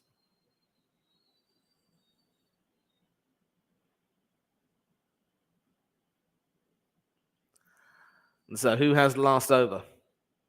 It is Naseem Shah who has that last over the wicket.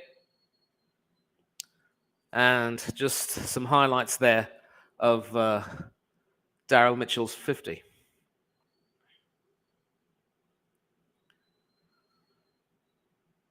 So it is Naseem Shah who bowls the final over. And his first delivery was, in fact, hit for 2. Second delivery over the wicket to the left-handed Neesham, who ducks. And will that be called a wide? Nope. Umpire Illingworth is signaling that is, in fact, a legal delivery. Neesham just chose to... actually, it was Neesham who chose to duck. They run a single, in fact, which means that Mitchell is back on strike. So you could see the bowlers trying to get the Yorkers in, but the batsmen playing those very full deliveries quite superbly, not letting themselves get yorked out. First delivery was, of course, played too long on, worked away by Jimmy Neesham. Third delivery of the over. Sat up for Mitchell, hit it well, didn't get the distance he wanted, but thankfully for him, it didn't reach the fielder. And New Zealand are 148 for 4. 3 boundaries will take them to 160, but I'm not sure they will get that. Certainly standing, but not getting the pace and the heft he wanted. And that fell, thankfully, well short of the fielder in the deep.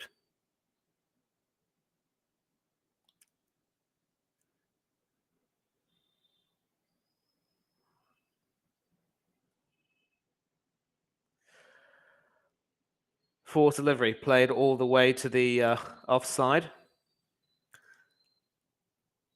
Nish, of course, was going around the wicket. Now, that wasn't even played. That's considered a leg bye.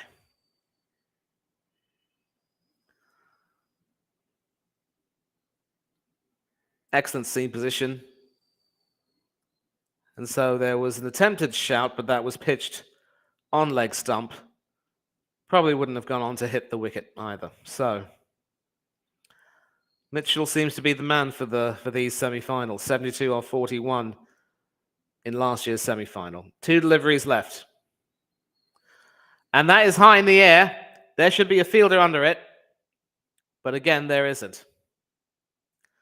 And that brings up New Zealand's 150. They are 151 for 4. So a decent recovery from being contained. But 151. It could very well be a competitive total, but only just.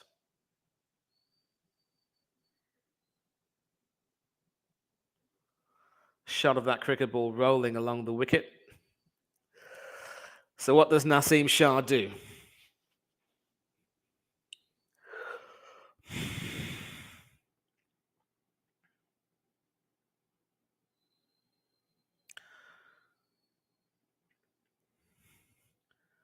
Mitchell to face the last ball, looking for that gap. And once again, an attempted hoik over the leg side. Only succeeding in getting a bye. And New Zealand finished their innings on 152 for 4.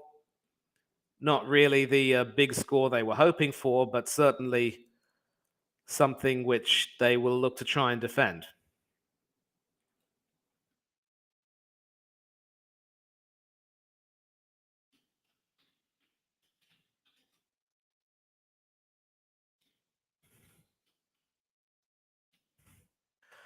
So this is how it stands. New Zealand finished their innings on 152 for 4.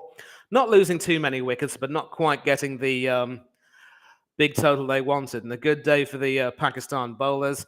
Shaheen Afridi, of course, leading the charge with 2 wickets. Some excellent bowling. And New Zealand, to their credit, kept the scoreboard ticking with some singles and some twos, but couldn't quite get the big hits that they wanted, which would have taken them to a much higher total. Although 150 certainly isn't small potatoes, and they will look to try and defend that.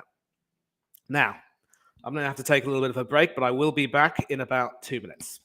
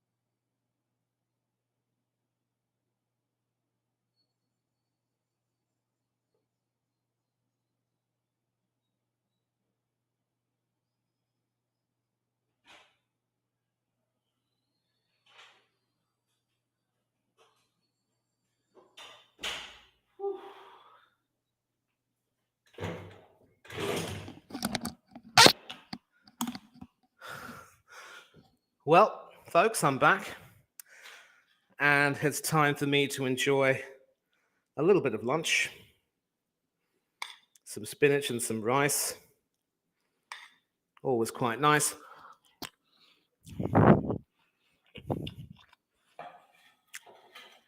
Healthy and nutritious.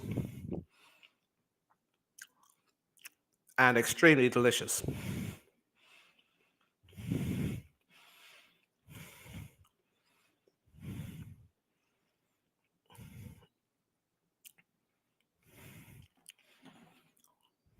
So, Pakistan doing a good job of containing New Zealand to a degree, but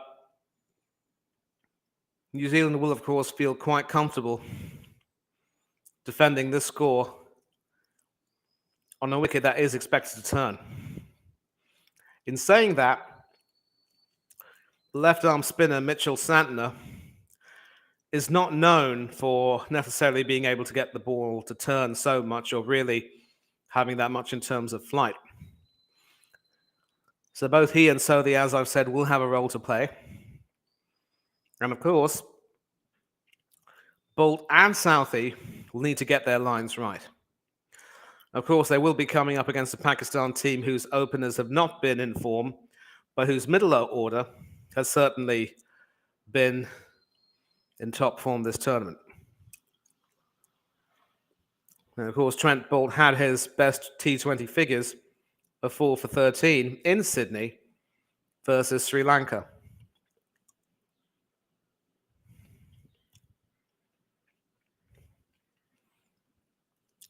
So he will be itching to bowl. Both Daryl Mitchell and Kane Williamson playing important knocks, anchoring the innings, so to speak. And it's good to see that the New Zealand team are flexible enough to be able to have a strong middle order when the top order doesn't quite fire.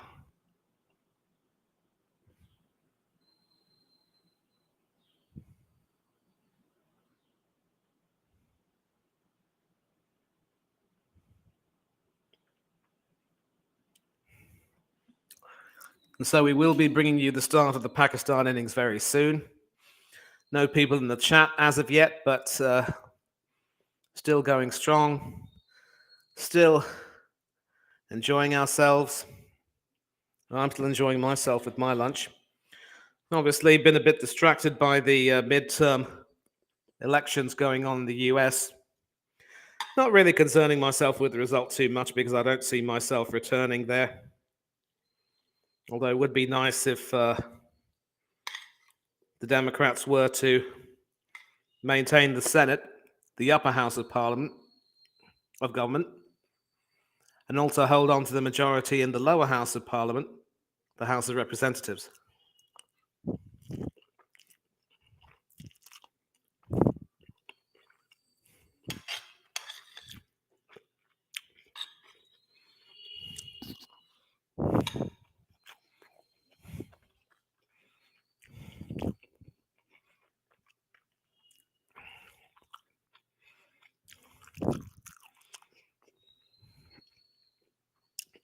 And of course, Florida and Texas continuing their obsession with Republican, almost right-wing governments, re-electing their governors.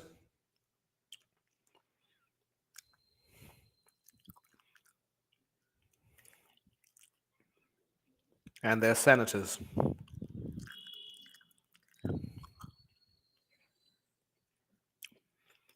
A few shots of Sydney on the television right now. Beautiful city, beautiful country, many places to see.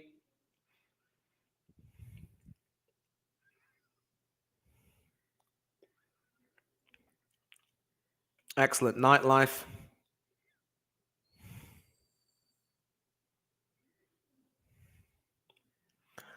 And of course, the big focus tonight is the cricket. Another notification, an advertisement there to donate at unicef.org.au/cricket, helping girls to play their sport, no matter who they are or where they live. #BeAChampion. Well, sadly, in one of those countries, girls might not get to play sports, not for a very, very long time.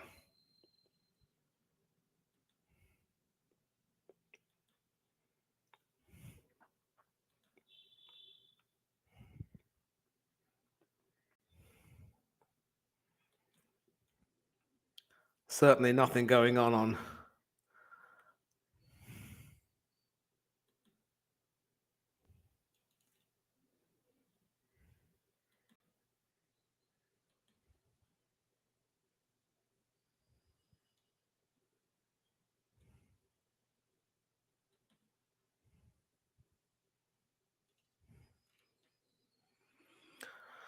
And so, about to start the second innings with the New Zealand players onto the field. And of course, the batsmen will be coming in.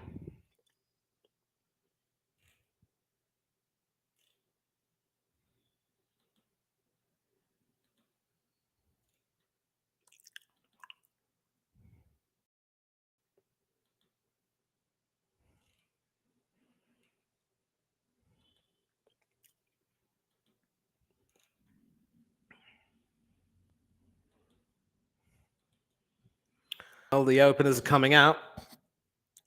Azam Andrews one. A lot will be riding on them. And Pakistan needs them to get their act together and deliver. And it looks as though Martin Guptill is on the field as a substitute fielder. I wonder who he's replacing.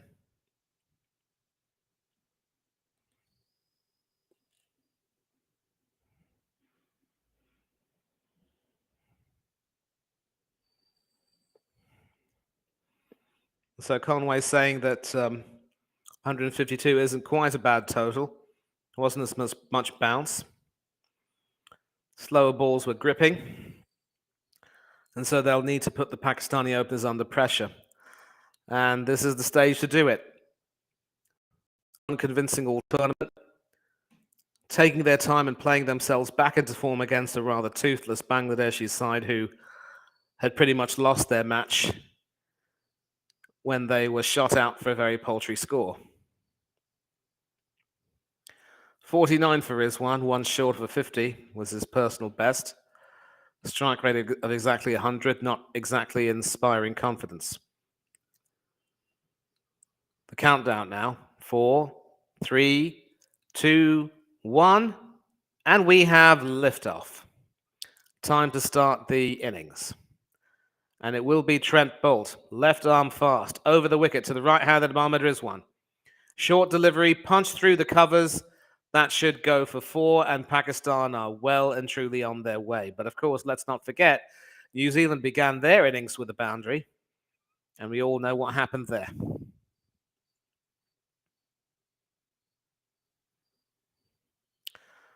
Definitely short, and Rizwan was onto that in the flash. The fielder, Santner, couldn't quite get a hand to that.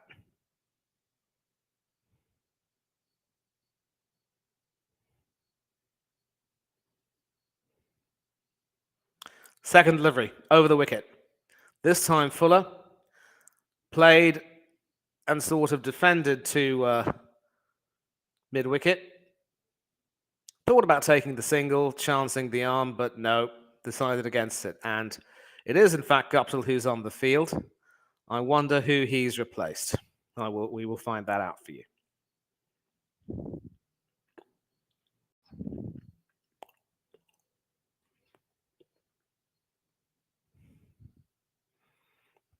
Best of 4 for 13 for Boult in this tournament. He has bowled superbly. Third delivery. And that's the line you want to bowl, but that is, of course, played to mid-wicket for a single. And that brings Babar Azam, the captain, on strike. And certainly this left-arm seamer had a good day, Shaheen Afridi. Started by bowling full and pitching the ball beautifully. The spinners, Shadab Khan and Mohammad Nawaz, also making some inroads. Of course, wicket-wise, that was pretty much as good as it got, but they certainly contained the batsmen quite magnificently.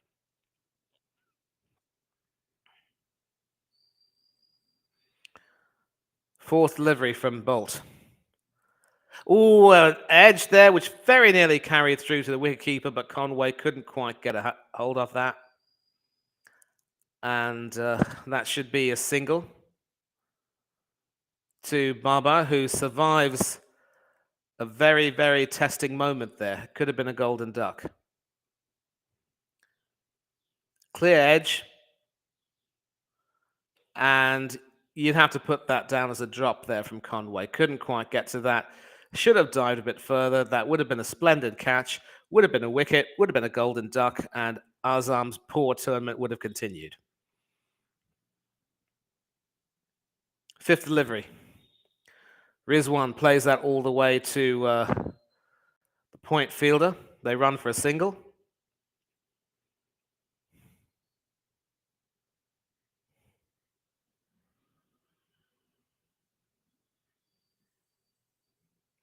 Just showing that once again. I think it's fair to say the edge wrong-footed Conway, but still, it did go touch his glove. You'd think a wicketkeeper of any good standard should have been able to hold on to that. And Conway knows that was an opportunity. Last ball of the over. Bowl to Babar Azam, who sort of plays/defends that to the offside. Doesn't chance his arm. And at the end of the first over, Pakistan are 7 for no loss.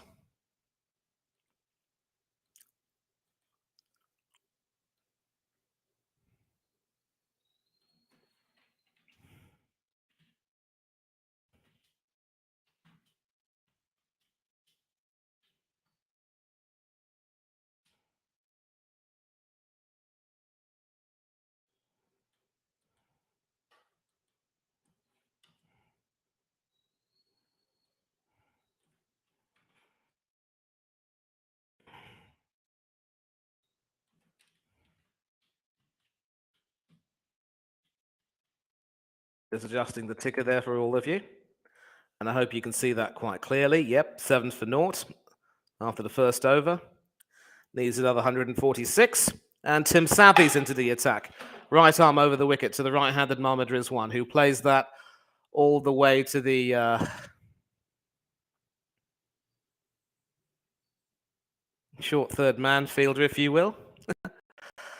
Dot ball. And that could suit New Zealand fine as long as they don't concede too many more runs.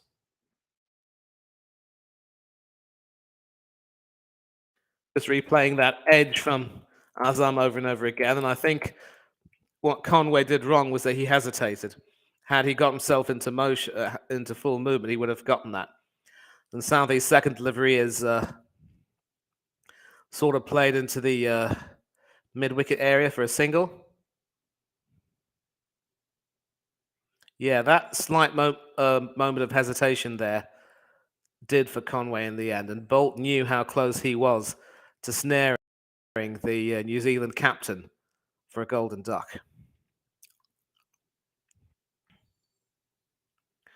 Third ball of Southee's over the wicket.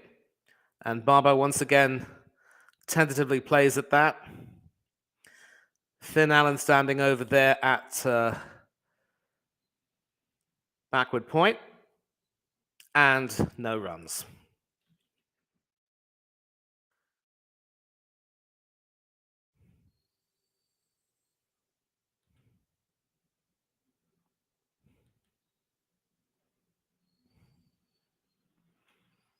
Fourth delivery. Over the wicket. And that's down the leg. That should be pitched, goes down leg side. Should be called a wide. Is it, though?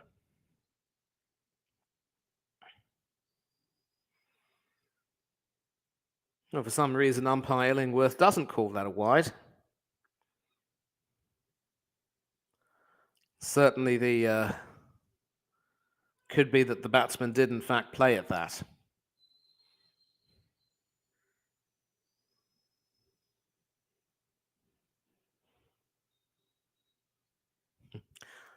Fourth delivery now, over the wicket.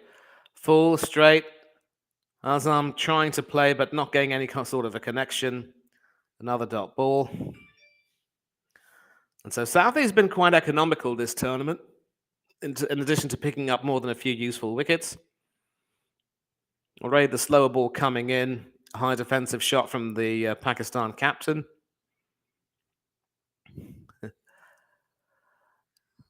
Has no shortage of supporters. Form is temporary, class is permanent. But this form is what's preventing him from scoring runs. And his team need runs at this stage. Last ball of Southee's over the wicket to the right-handed Babar, who plays that all the way down to mid-wicket for a single. He will retain the strike. And New Zealand respond well from that earlier over with a 2-run over, where they are now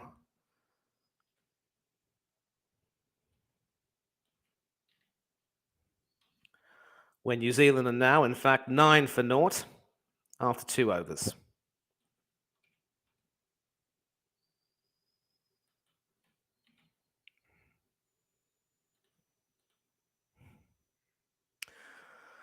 Yep, it's all happening. It's all happening. No wickets as of yet, but I think New Zealand might possibly have a plan to contain the scoring and force the batsman to make mistakes. Bull back into the attack now. First delivery played back to the bowler, who tries to defend that. And some very sharp fielding from New Zealand means that no runs are taken.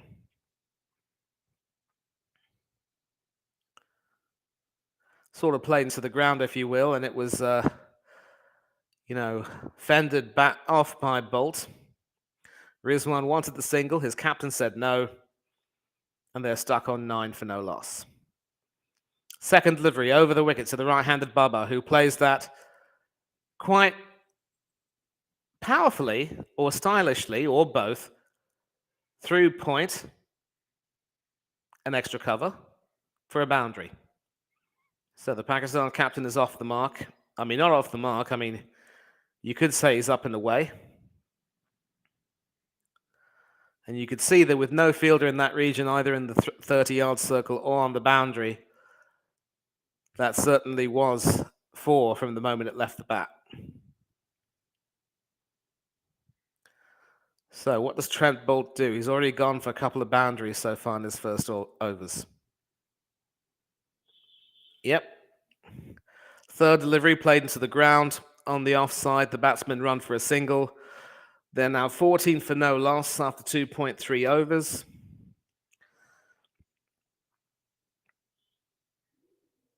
And obviously some good work being done with Matthew Hayden in the nets by Babar Azam, trying to get himself back into touch, making sure he knows how to, he remembers rather how to play each ball on merit. So it's been sedate. Fourth ball of the over the wicket to the right-handed Rizwan, who sort of shepherds that down the leg side all the way down to fine leg for 4. And immediately Boult is back under pressure.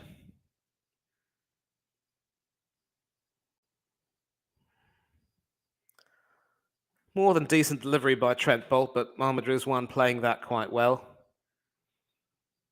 And 4 is the result. So 9 runs off 4 balls so far.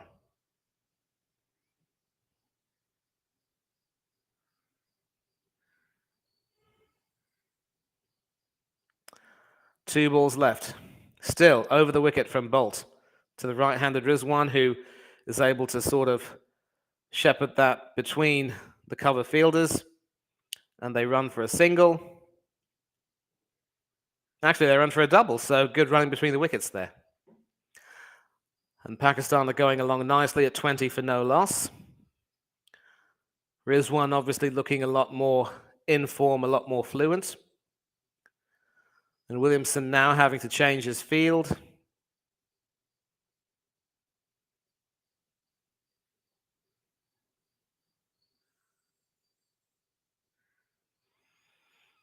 What does Trent Boult do? He's gone for 11 now. Setting his field with the aid of his captain.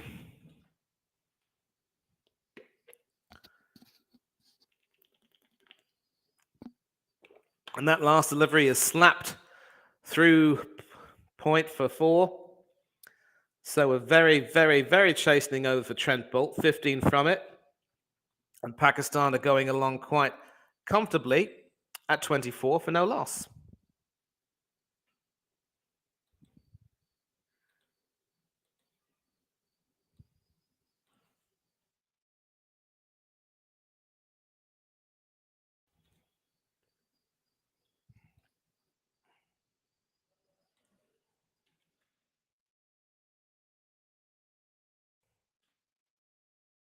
Yeah, that's right. Once again, making a mistake with the ticker. I do apologize to everyone reading that.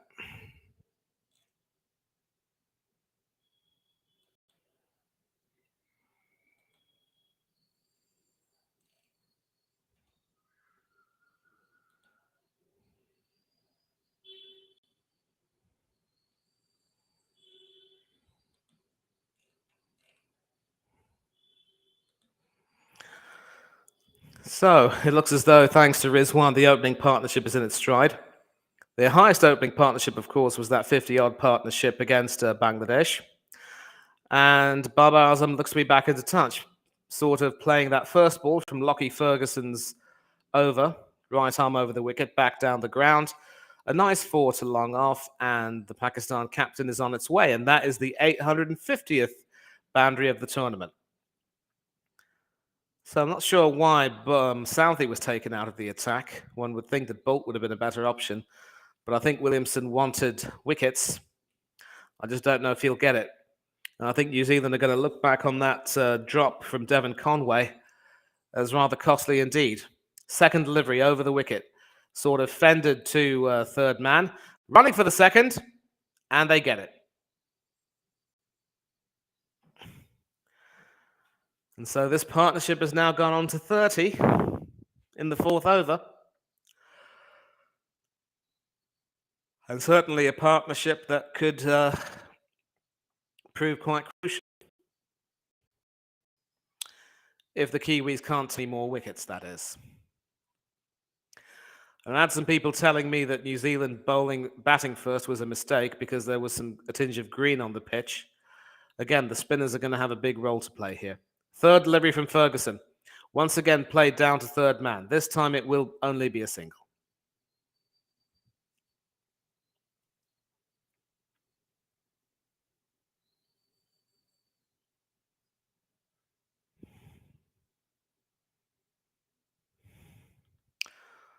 So Kane Williamson, the captain, deep in thought, wondering what could possibly happen. More attacking offside field now for Rizwan, but there certainly are some gaps. Ferguson has to bowl to his line. Fourth ball of the over. And that's a better delivery, sort of pitched fuller, straight in line, and defended, sort of played / defended, and no runs.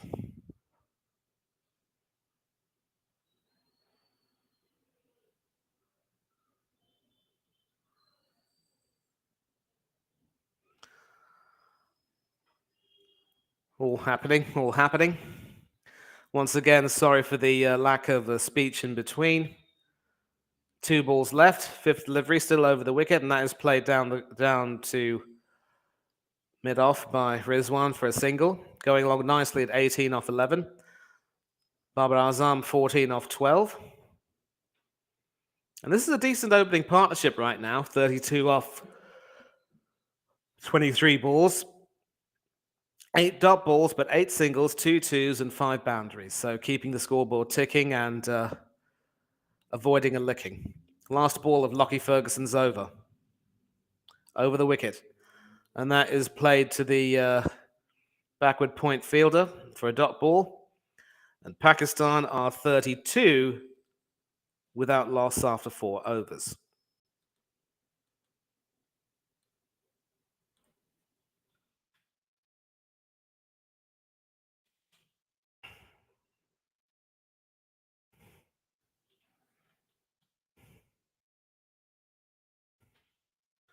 So 121 from 16. The required run rate is now just above 7.5 and over. So this opening partnership will obviously be quite crucial. Rizwan and Azam are playing themselves into something like form. Will that be enough to see them through?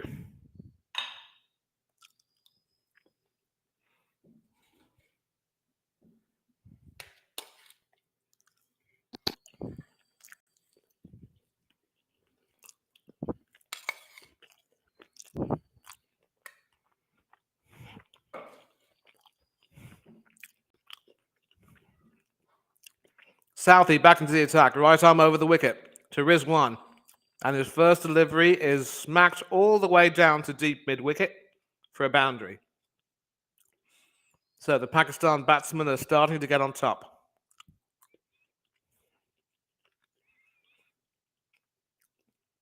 No deep fielders there, so this is probably the time that the Pakistan will want to hit out. You can see the disappointment on their faces already.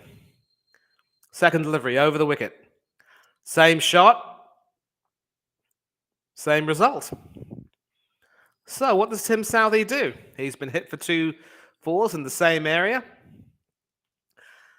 And the Pakistanis are looking forward to history repeating itself 30 years on.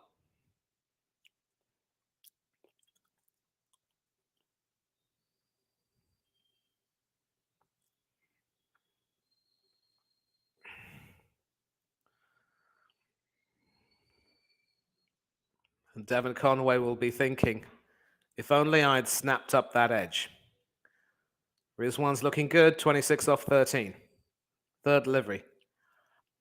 Better delivery, played full, all the way down to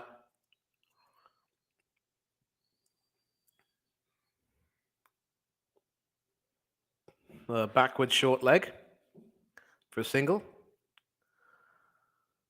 Showing us some inductees into the Hall of Fame. Shivnari Chanderpaul, Claire Connor, and another Pakistan player. Find out who. Fourth delivery of the over. Southey to Azam. And that should be called a wide, and it is. Erasmus saying, too wide for me, son. So after having had a splendid tournament so far, it looks as though both Bolt and Southey are starting to unravel a bit. Not quite getting to the line. Now starting to be hit for runs. Maybe it's time for Williamson to bring on the spinners.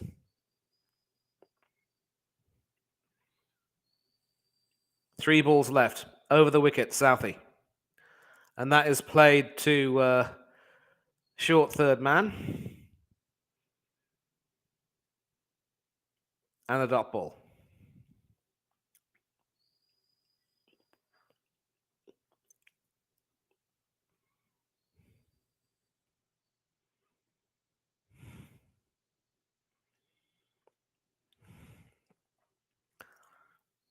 No fielders, close fielders square the wickets, so hoping to save runs rather than get wickets in those areas. 2 deliveries left. And that is hoiked all the way to the leg side. And that is a 4 all the way to deep square leg. So more pain for Tim Southey. And this will be concerning. It looks as though Williamson has made up his mind that he might start to play his spinners. Nicely sort of played, not so much hoiked, but played. And an almost whippy stroke in a way, but with some elevation. And no fielder was going to stop that going to the boundary. Last delivery. And that is played into the ground. Goes along square leg for a single, so Babar will retain strike. And Pakistan are going along very well at 147 for no loss.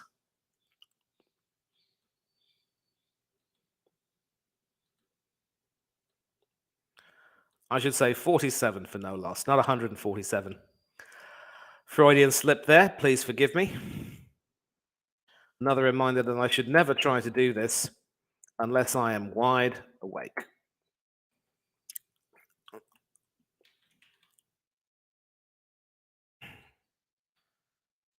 (106 runs from 15 overs at the rate of just over 7.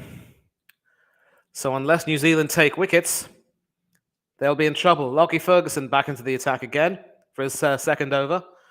Bowling right arm over the wicket to the right-handed Babar Azam, who plays that down to the leg side. And that brings Mohammad Rizwan to the crease. An excellent opening partnership, this time of 48. Probably their best in the tournament in terms of the runs they've scored and the rate at which they've scored them. And now we see the crowd doing a wave. Seldom a better sight in sport than seeing that. And so the second delivery over the wicket from Lockie Ferguson to the right-handed Rizwan is sort of played into the ground, and it sort of cramps Rizwan for room. Can't play that. And it looks as though Rizwan is trying to orchestrate the wave himself.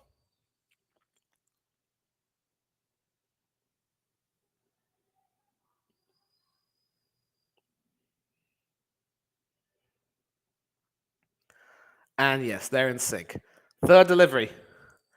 No Sharma. Shout there for an LBW, but that was a bit too high. But the batsmen are able to run for a single, and that should be called a leg bye. So, current run rate of just under 9 and over.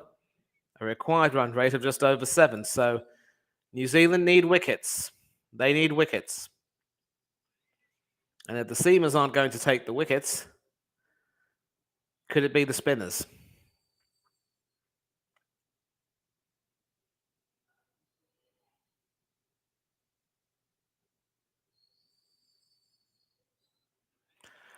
And that is played high in the air, but behind the fielders. That will go to the boundary, and that brings up the 50 partnership between Babar Azam and Mohammad Rizwan. Played nicely by Babar Azam there. You could say there was a bit of fortune because you can see he definitely skied that and got an edge to that, but certainly it wasn't the leading edge, and certainly he took that well behind the wicketkeeper. So that brings up the 50 partnership, and they're going along quite nicely. Easily their best partnership of the tournament so far. Coming into form at the right time. 2 balls left. And once again, some smart cricket, knowing that they were playing it to the fielder at short third man, and knowing that they could easily run a single, given that the non-striker was almost halfway down the ground. Some very pensive faces on the New Zealand bench, in particular their manager, wondering how could this slip away from them. Last delivery of the over. Played all the way onto square leg for a single. And Pakistan are going along great guns. 55 for no loss. Needing another 98 from their 14 overs at exactly 7 and over.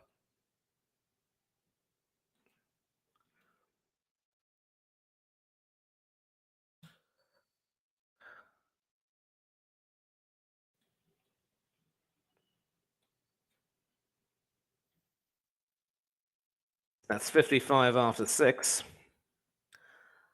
At just over 9. And they need 98 more runs. Let's see who's in the chat. Werewolf saying New Zealand deserve to lose this game with their batting giving some heart palpitations. Could it be a Pakistan-England final? Don't know. That's the hope. And certainly the Finn Allen wicket ruined that whole vibe. So certainly the batting didn't really take advantage of conditions, but the power play is over. There's the left arm spinner, Mitchell Satner, coming into the attack. Left arm round the wicket to the right-handed Mohammad Rizwan, who plays that all the way to point for a single. And so this is going to be interesting because, again, Satner's not known for generating really big spin or very much in terms of turn. But he is effective. He has taken wickets this tournament. Round the wicket to the right-handed Azam. Excellent delivery, pitched on middle and off. Cramping him for room, dot ball. Yeah, that is a pretty good delivery there, sort of starting to spin away and not providing Babar an opportunity to play his shots. Third ball round the wicket, defended in a way all the way down to deep extra cover for a single.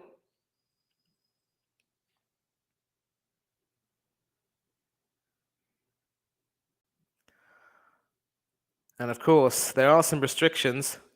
No more than 5 fielders allowed outside the circle. So, fourth delivery played onto the leg side, but only for a single. That goes all the way to the mid-wicket region. And so, this is a good recovery from Mitchell Santner, not letting the batsman play too many shots.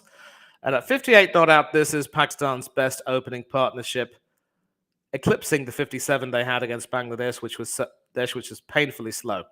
And that fourth delivery is a poor delivery, really, going down the leg side, and Babar Azam giving it the treatment it deserves, sending it all the way to the boundary.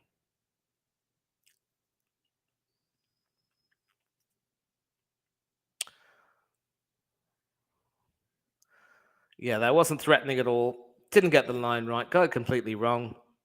And Babar Azam said, "Thank you very much indeed," but a shout for an LBW, and Erasmus is not interested.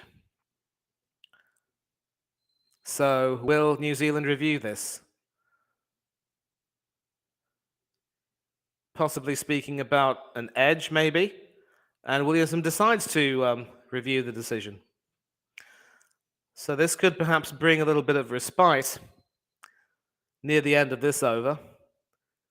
Be interesting to see how Santner was able to deliver that, and whether or not that was able to provide a wicket. Now, of course, with a left-arm spinner bowling right round the wicket to a right-handed batsman, it can be almost difficult to get an LBW decision. We'll have to see there. So there's some good spin in this delivery, pitched beautifully in line. And, well, lo and behold, this could very well be plum. The only thing that can save Azam if there is any kind of an edge onto the pad, and certainly no edge is forthcoming. You can see the ball hitting the pad.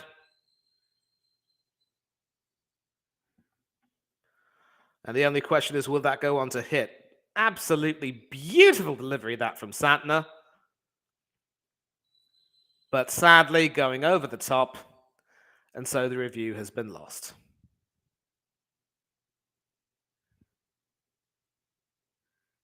And so at the end of the 7th over, Pakistan is 63 for no loss.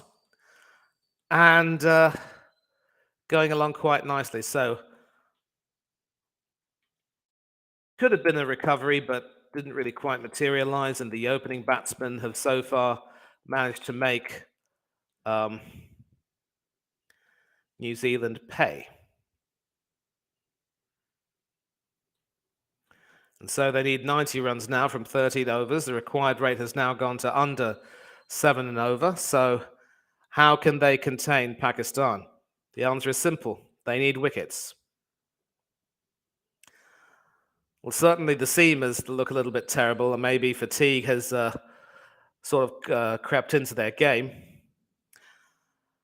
Batting first proved to be a bad decision. In hindsight, he obviously thought that the wicket would turn. It hasn't yet. And so Ish Sodhi is now into the attack, the leg spinner. His first delivery, right arm over the wicket to the right-handed Babar Azam. Sort of a delivery which carried on a little bit straighter and didn't elicit a shot from him. And that's a dot ball. Second delivery now. Nicely worked onto the onside.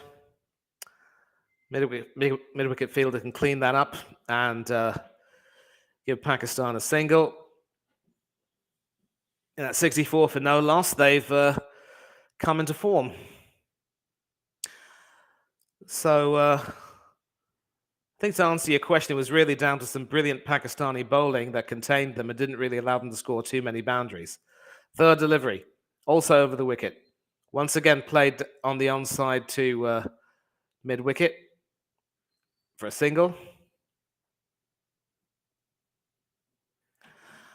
And Rizwan only needs another 45 runs to get to 1,000 T20 international runs.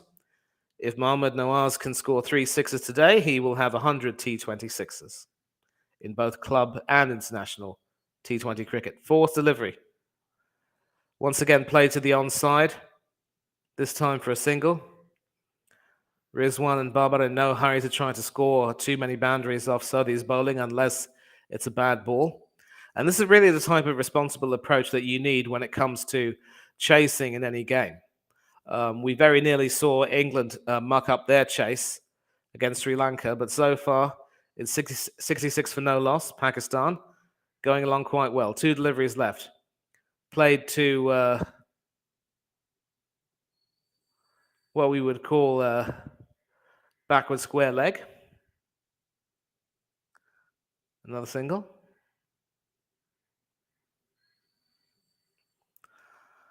So 1 ball left of this over. What happens? And you can see the Pakistanis are in joy. Last ball is once again played all the way to mid-wicket for a single.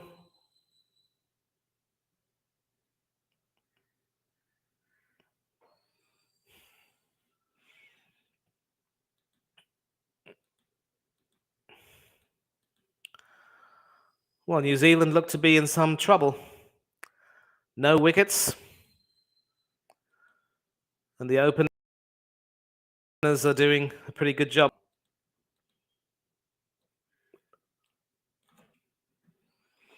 68 for naught after 8 overs. 8.5, but they're still not out of it yet. They need another 85 in their 12 overs.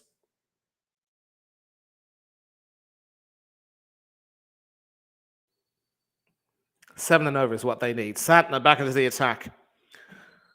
An excellent LBW shout there, quite close.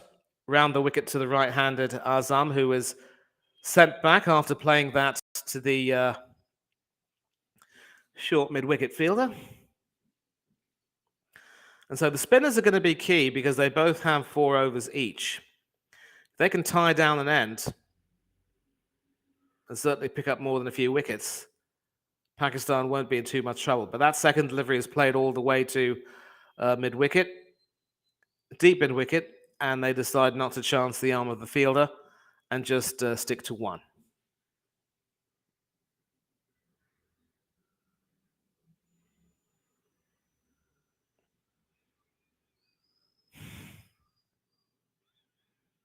Third delivery. Once again, Santner round the wicket to the right-handed Rizwan. And he sweeps that. Does that go to the boundary? Nope. But they do run for 2.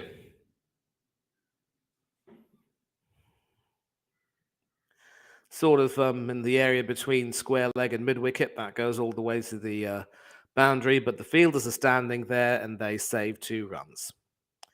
And so Pakistan is 71 without loss after 8.3 overs.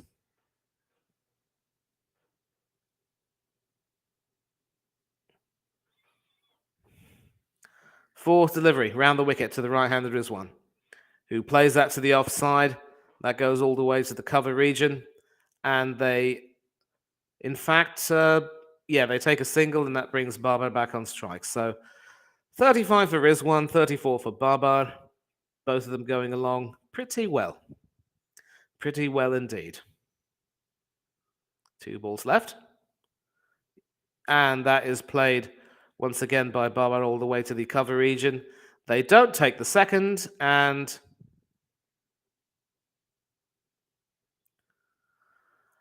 they're now 73 for no loss after 8.5 overs, and you can see the frustration on the faces of the New Zealanders. They know that their bowlers haven't really shone so far, but Santner again. Last delivery, that is sort of played all the way to the deep mid-wicket region, where Misfield confirms that there'll be 2 runs. And at the end of the 9th over, Pakistan is 75 for no loss.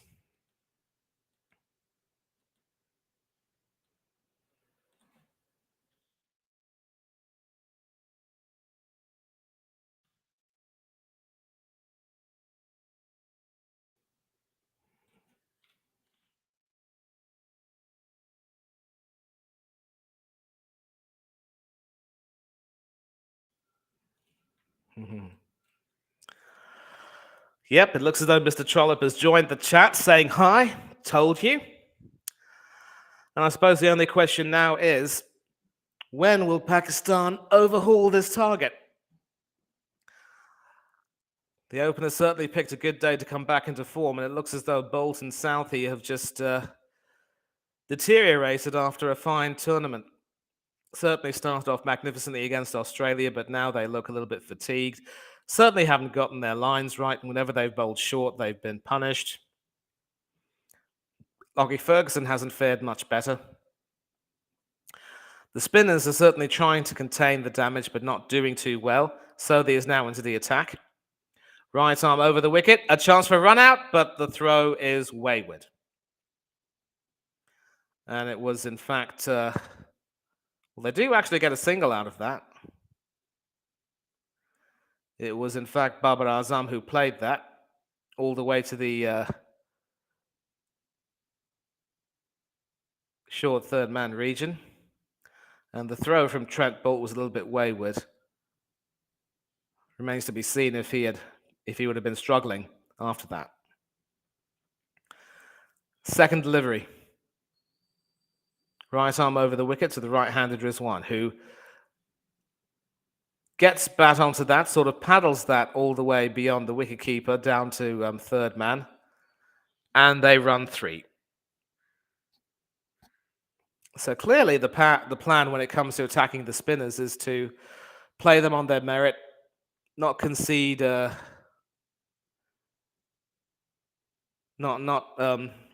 their wickets away, being respectful and not going for too many big shots.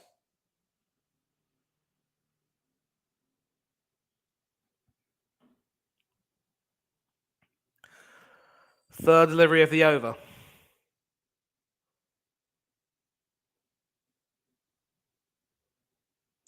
And that is played all the way to mid-wicket for a single. Glenn Phillips making sure that they don't run more than one and trying to encourage his fielders, but seems to no avail. And Pakistan are now 80 without loss in the 10th over. And this is actually the type of opening partnership that Pakistan needed. Just like Joss Butler and Alex Hales, Rizwan and Babar have come back into form at just the right time. Fourth delivery. Also played to the offside. The fielder at point.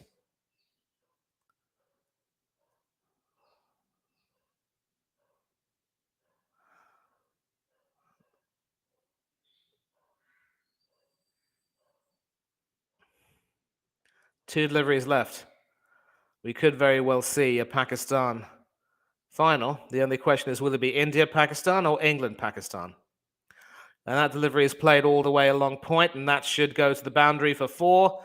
And Babar has now gone on to 41 off 33 deliveries. And the spinners have tried, but not really been successful.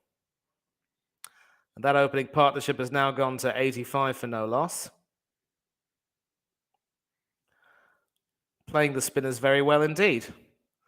The leg spinners have had no joy.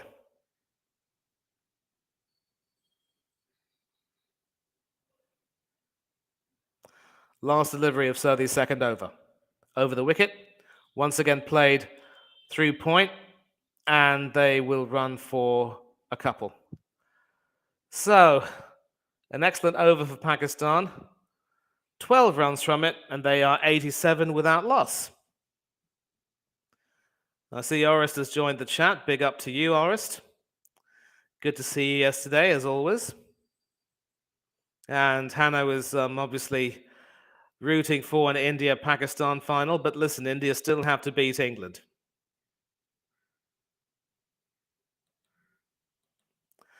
So we're at the midway point of the innings, and Pakistan are in cruise control at 87 for no loss.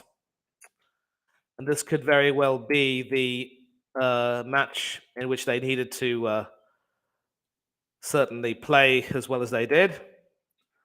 Come back into form at the best possible time. And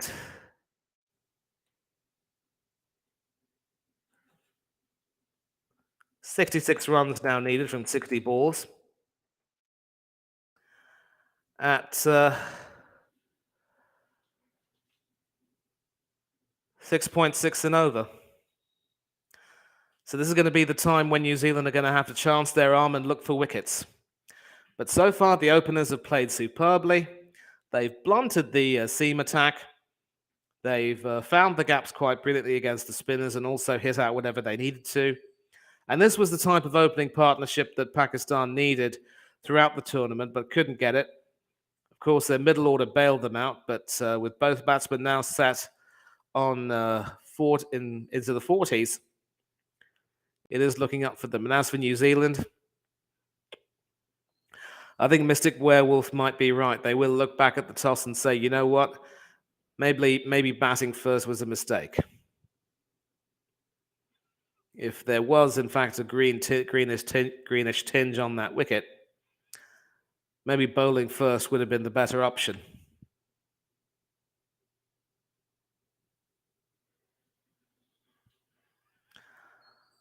So, New Zealand need wickets. The big question is, where will they get them?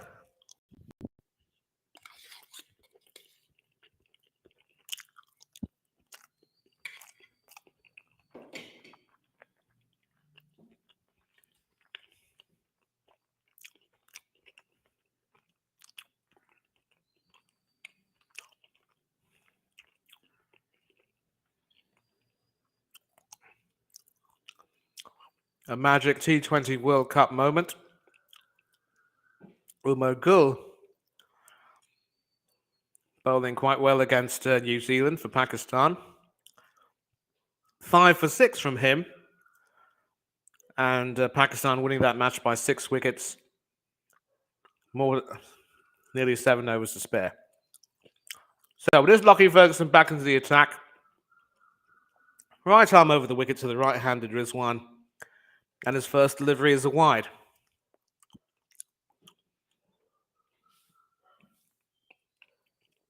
So in stark contrast to the Pakistani supporters who are in full voice, it is looking like yet another semi-final choke for New Zealand.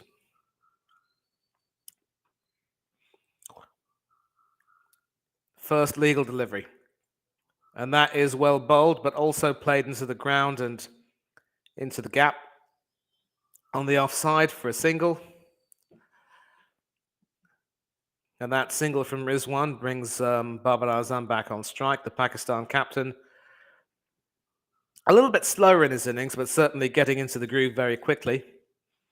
And the comparison, of course, is that New Zealand was 60 for 3 at the midway point of their innings before hitting out and getting to 152 for 4. But it looks as though that total will be overhauled as Lockie Ferguson's second delivery over the wicket is sort of half played, half fended into the gap in front of third man for another single. And of course, tomorrow, India against England. India trying to reach what should very well be a classic India-Pakistan final. England trying to spoil their party. Ferguson again, and this is sort of fended away. There probably should have been a slip fielder there, but that goes past where the slip fielder would be, and third man, Trent Boult, cleans that up. And that's another single to the score.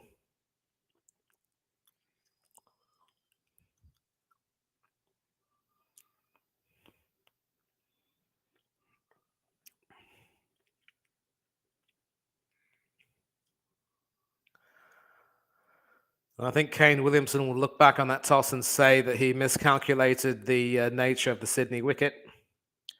There is still some cricket left, but it's not looking good, and that is emphasized with Babar Azam playing that delivery, authoritatively guiding that all the way to the deep mid-wicket boundary for 4 to take Pakistan to 95 for no loss. Lockie Ferguson having no joy whatsoever. Over the fielder, no fielder at that deep mid-wicket area. Attempted back of the hand slower ball, but that sort of settled into Azam's reach quite nicely. And some brilliant fielding over there at mid-wicket prevents a run. Babar Azam is now on 48 off 37 with 7 fours. No sixes in his innings, but he certainly played his role of anchoring the innings and then accelerating very well indeed.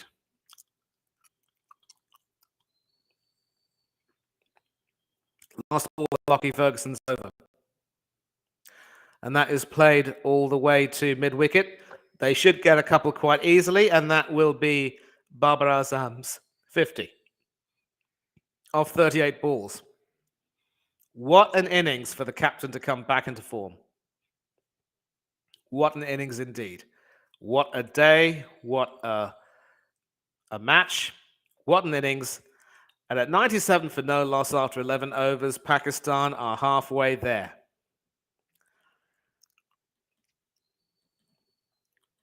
Ten runs off that over.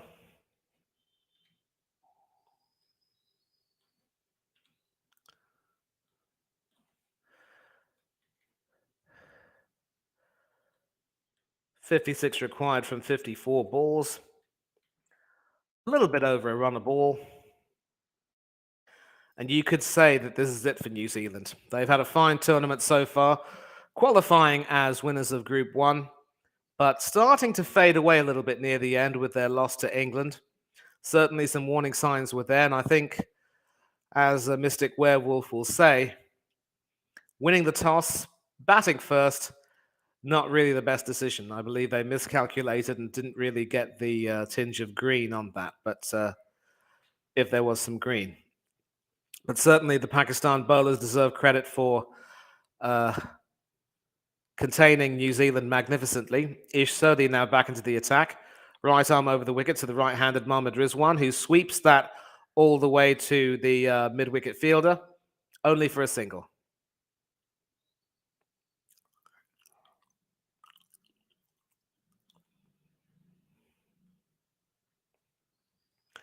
And some highlights of the captain, Azam, reaching his 50.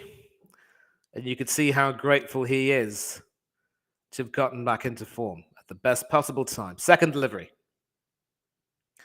And that is played all the way to square leg for another single. The partnership is now at 99 for no loss. So they're keeping the scoreboard ticking and certainly taking advantage of the New Zealand bowling, which has, it must be said, has looked rather toothless so far.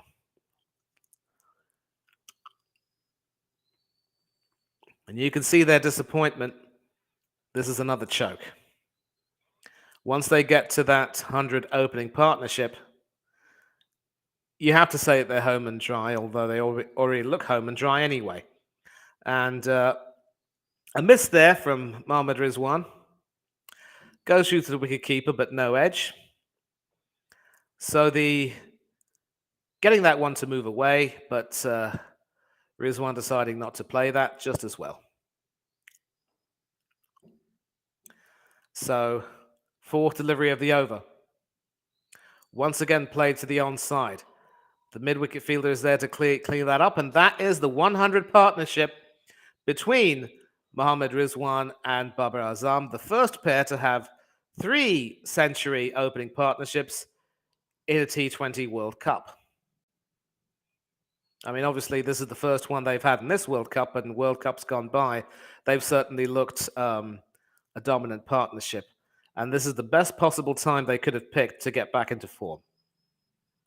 Sodhi now, and that is once again sort of played against the spin by the right-handed Babar Azam this time. Able to find the gaps in the leg side field, and this one goes all the way to mid-on for another single.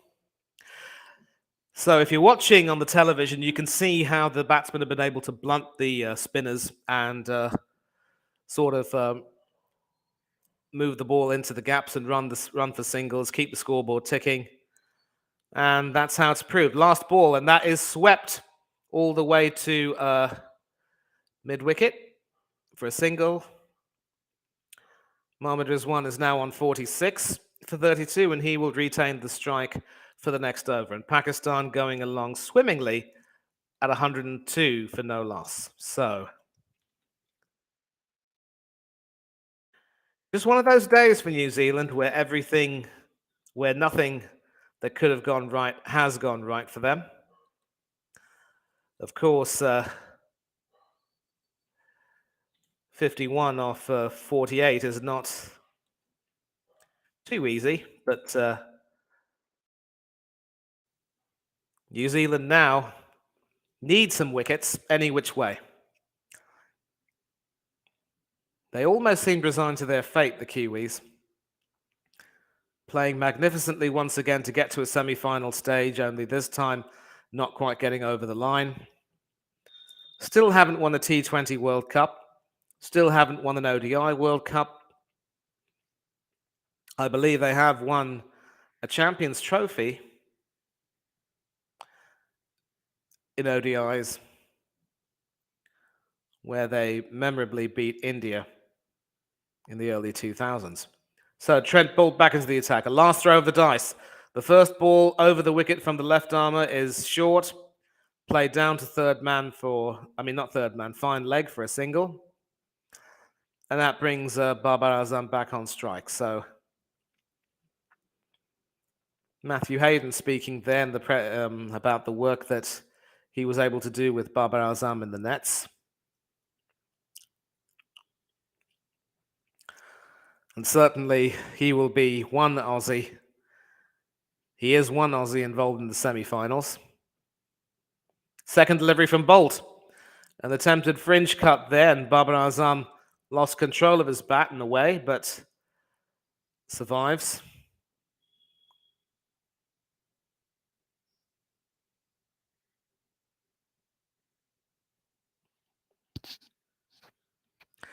.53 not out of 41 balls. So just goes to show that technically correct batsmanship does have a place in T20 cricket. It's a question of selecting your shots and playing responsibly. Third delivery played all the way down to mid-wicket for a single.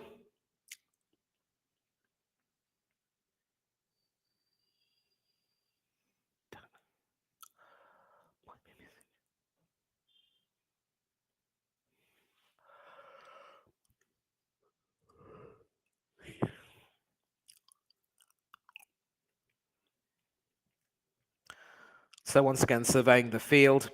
Still some gaps there, and that fourth delivery is hit high and handsome, but it finds the fielder. Doesn't have the distance required. And so some muted applause from the New Zealanders because they know that that wicket has come at least 60 or 70 runs too late. And it is, of course, Boult who takes that wicket with Babar Azam holding out down to long on. But again, they're going to look back at that very, very costly drop from Devon Conway early on when Azam was on his first ball. A golden duck would have made a world of difference. Instead, they've seen the Pakistan captain play his way to a fine innings of 53 off 32 balls, and the partnership is finally broken at 105 for 1. You might want Babar versus Kohli, but for me, I want the butler to come in and do it. And so the bowlers are going to hold key. I think on form and on paper, India do look favourites. I'm not going to deny that, but funny old game. New Zealand were favourites going into this game, and Pakistan have upset the apple cart. Who knows?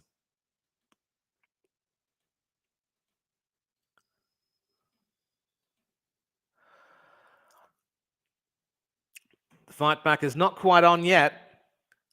They're going to need at least another wicket, or 2, or 3, or 4, or 5, or 6, or 7, or 8. In fact, they should just try and take all of them, really, because they're not going to contain the New Zealand batsmen to their target, no matter how economically they bowl.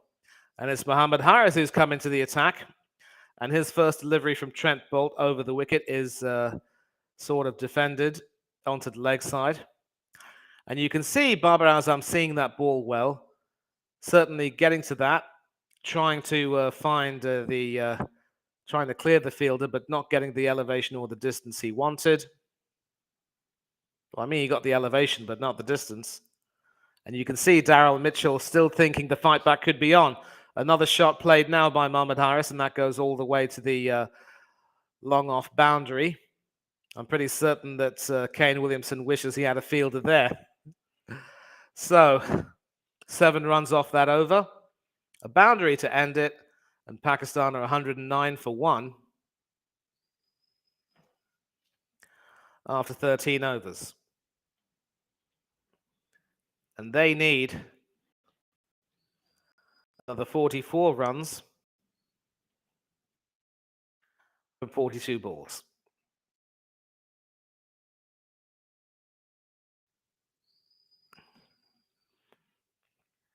So unless we see something absolutely freakish, I think it's fair to say that Pakistan have this game wrapped up. The only question is, will they wrap it up very quickly, or will they try and drag it on to the last over? Ish Sodhi back into the attack, and that is swept all the way to deep square leg for a single.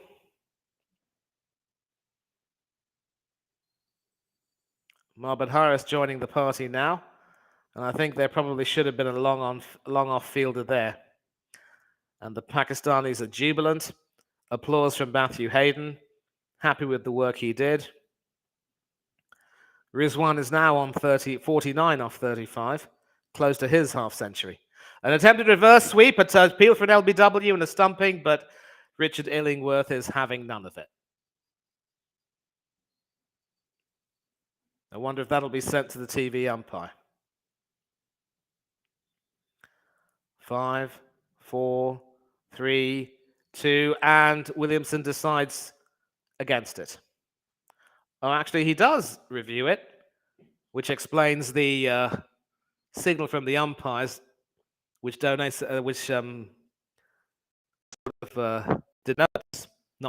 denotes that will be going to the TV umpire or the computer umpire or what have you. And this is probably going to be New Zealand's last throw of the dice. An excellent delivery this. You can see the spin. That hit the batsman on his foot. No sign of it hitting his bat first. And so clearly they're looking for the ball to have hit him plumb. And any sign of an edge there on the bat? If there is an edge off the bat, then that's it. But there doesn't look to be an edge. And it looks as though the sound coming there is of the ball hitting the ground. I mean, the bat hitting the ground and the ball hitting him on his foot. And so that is considered to have pitched. You could see that it didn't really hit him there. The review has been lost. And so New Zealand now have no more reviews. So a risk that they felt they had to take, and it was a risk not worth taking in the end, and New Zealand have no more reviews. So just to be clear, of course, there is an opportunity for teams to review a decision that goes against them, and that's another review lost. So all New Zealand can hope to do is try and take wickets another way, and this delivery is played onto the offside, the extra cover region for a single, and that takes them all the way to Nelson, 111. So it was Mohammad Haris there who was the fielder, and obviously Devon Conway trying in vain to stump Mohammad Haris out, but he was back in his ground in good time. So Pakistan are on 111. Nelson. Rizwan is on 49. He scored a 49 earlier in the tournament against Bangladesh, couldn't get the 50. Can he get it this time around? Over the wicket. And yes, he does. That is played all the way to the mid-wicket fielder, and it's an excellent innings from Mohammad Rizwan, provided able support to his captain, and you can see how grateful he is to the Almighty for getting himself back into form again at the best possible time in the best possible match. And so, with that level of confidence, this opening partnership could very well play a big role in the final, assuming, of course, Pakistan will get there. They still need another 41 runs off 38 balls, but the match should by now be a bit of a foregone conclusion, especially with Harris attempting to sweep that ball like that, only finding the backward short leg fielder. Certainly no question of an appeal for an LBW there, but I think the New Zealanders pretty much knew that. And of course, the worst part about losing both their reviews is that they don't get another one. So it's just one of those days for Kane Williamson. Everything that could go wrong has gone wrong. And that final delivery is played all the way down to long off for a single, which leaves Pakistan needing 40 from 36 deliveries.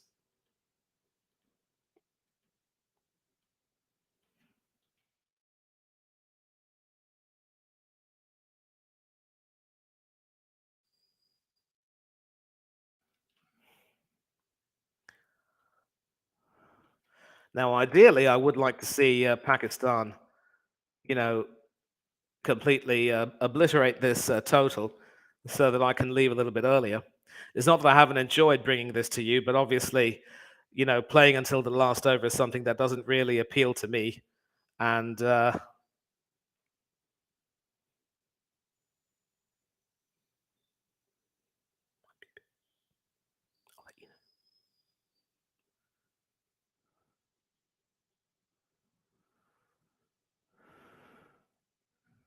Satner back into the attack.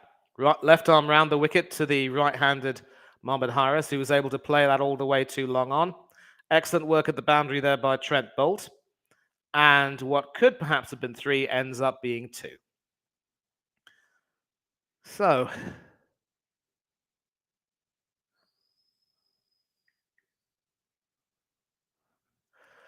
clearly Harris is in no mood to let up.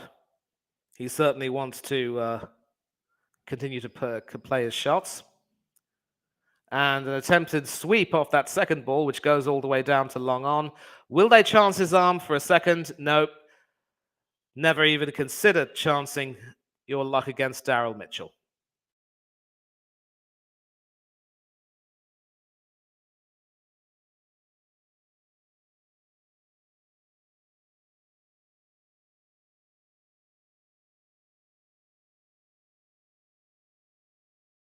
An attempted sweep there from Mohammad Harris against Satner, but not really getting the bat in the right position. Survives that, though. And this time it's down the leg side and he sweeps it, and that should run all the way to the third man boundary. Or will Ish Sudhi cut that off? Yes, he does. But they should run for 3, and they do. And so it's all coming together for Pakistan quite nicely now.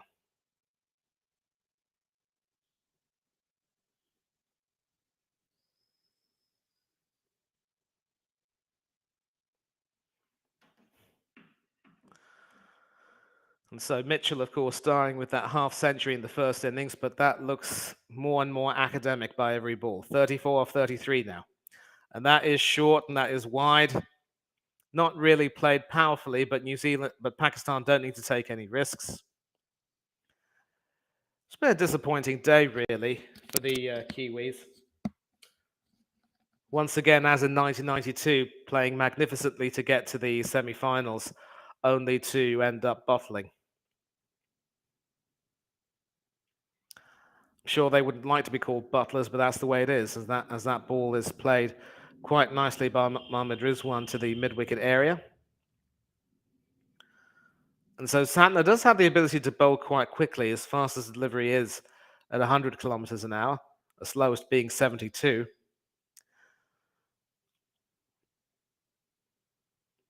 So his balls, and that is edged, but no fielder is under that. And will they run for a single?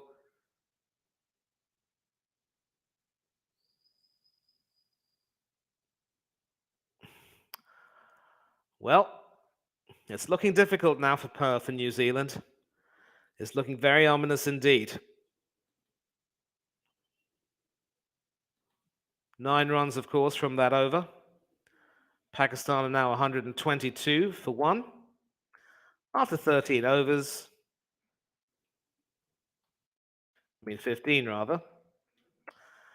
And they just need another 31 from 30 balls. So the spinners have not really been effective, except for maybe. Yep, the spinners have not really been effective. They've tried to curtail the run rate, but to no avail. And rather surprisingly, the spin has been sort of nullified by this track. So I think Kane Williamson will look back on his decision to bat first on winning the toss as one big miscalculation. If there was a tinge of green, then in hindsight, bowling first would have been the better option. Tim Southey back into the attack, right arm over the wicket to Harris, and he slaps that all the way to the point fielder. Doesn't carry to him, of course, but hits a dot ball, a moment of respite.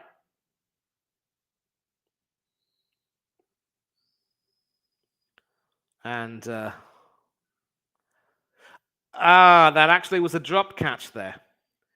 It went straight to Mitchell Santner, who was standing there at point, and you can see, though, that the wicket might not really have made that much in terms of difference, but that is now hoiked all the way into the air, and that goes all the way to its fine leg where Trent Bolt will clean that up. Will they run for 3? Nope, they decide not to. It's just been one of those days. Another catch put down. And New Zealand, who have been so magnificent with their catching and their fielding in this tournament, have picked the wrong day to drop catches.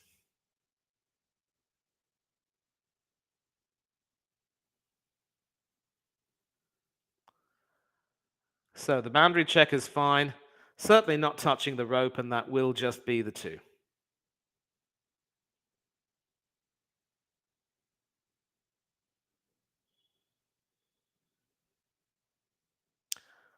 Delivery. And that is once again played all the way to square leg for a single. No overthrows there. And so you could see the highlights of that ball traveling to Mitchell Santner. Didn't have his hands in the correct position at the time and ended up putting that down. Yep. Yeah.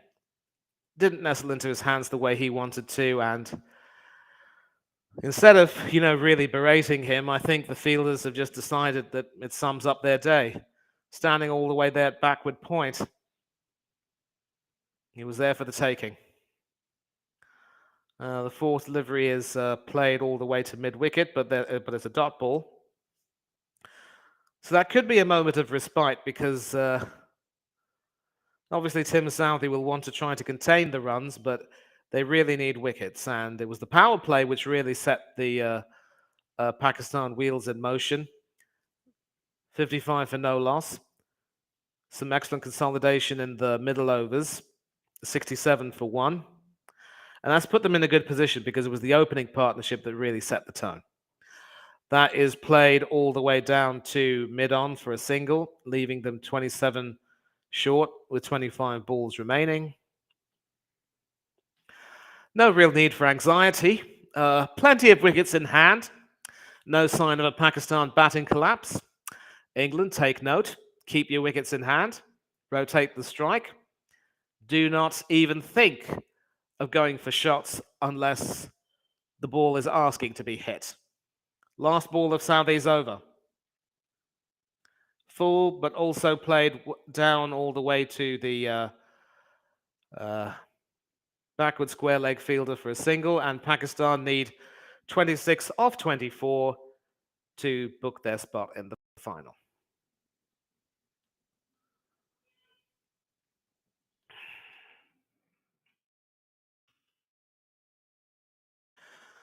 My only worry is that Pakistan shouldn't try to, drag this out until the end. But you could say, once again, that regardless of how they win, they have bowled and batted superbly. Hard to know who the man of the match would be.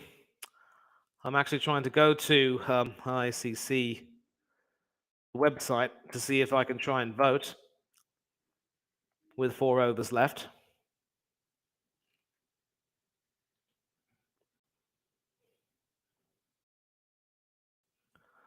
And of the match,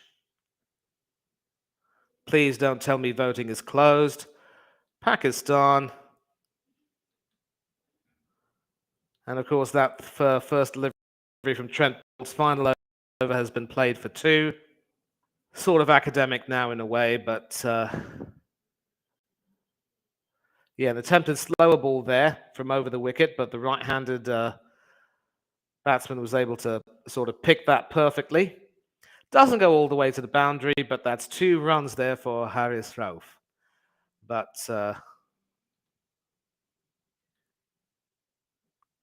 already submitted. And we will see who is, in fact, the player of the match. 24 off 23. Attempted short ball there, slower short ball, which Harris plays at and misses. And I think he can afford to smile. Certainly no smiles on the faces of the New Zealand bowlers. Attempted slower ball there with the sort of a tighter grip, released rather uncomfortably, but a dot ball, a moment of respite. And the attempt for an LBW shout, but Erasmus is not interested. And with no more reviews, I think it's fair to say that there is no way they could review that even if they wanted to. Of course, in fairness, that might perhaps have been going over the wicket anyway. 23 off 21, that will be counted as a leg by. And more's the pity because that hit him perfectly. And you can tell from the look on Mitchell Santner's face that he knew that that was a great opportunity to use a review. But without that opportunity, it's more New Zealand pain. And that is played down the ground. Too long on. It will be cut off. Will they run for 3? No, they won't.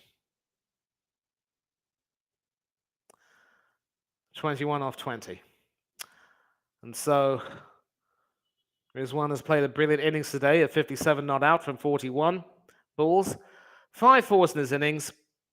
Accelerated at the very beginning, but also played a holding role later on. And certainly he deserves credit for coming into form at the best possible time and almost certainly seeing Pakistan through to the final. 2 balls left, a swing and a miss. It's a dot ball, a moment of comfort, and they're taking their time, Pakistan.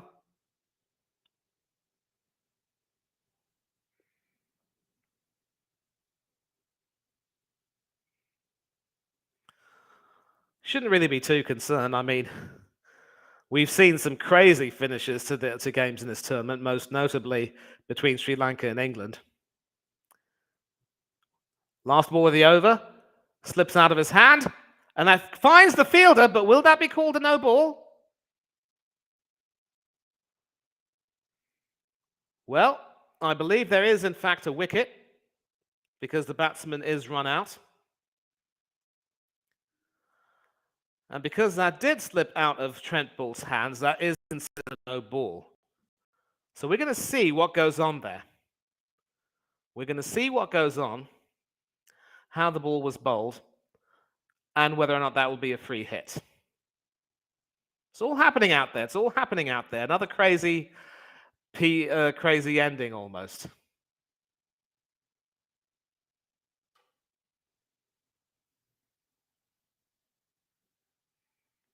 So Pakistan have lost their second wicket, but there is some controversy.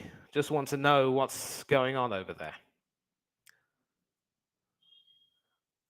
Well, if it's a waist-high full toss over the waist, that is perhaps considered a no ball. And certainly, you know, the way it was sliced to the fielder, I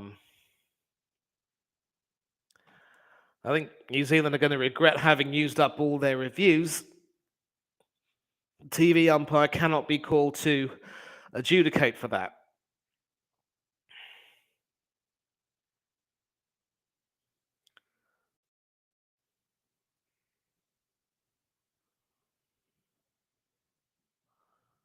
Well, I think they've sent it to the TV umpire already. And he's given his verdict. It is, in fact, out. So that is, in fact, classified as a legal delivery, a second wicket for Trent Boult. Slashed all the way to point, who takes the catch and, for good measure, throws it back to the fielder, who runs out the batsman. But obviously now, of course, seems to be a little bit academic. But excellent innings there by Mohammad Rizwan. Caught by Glenn Phillips off the bowling of Trent Boult. Pakistan are 132 for 2 with 3 overs remaining. And could there be a sting in the tail?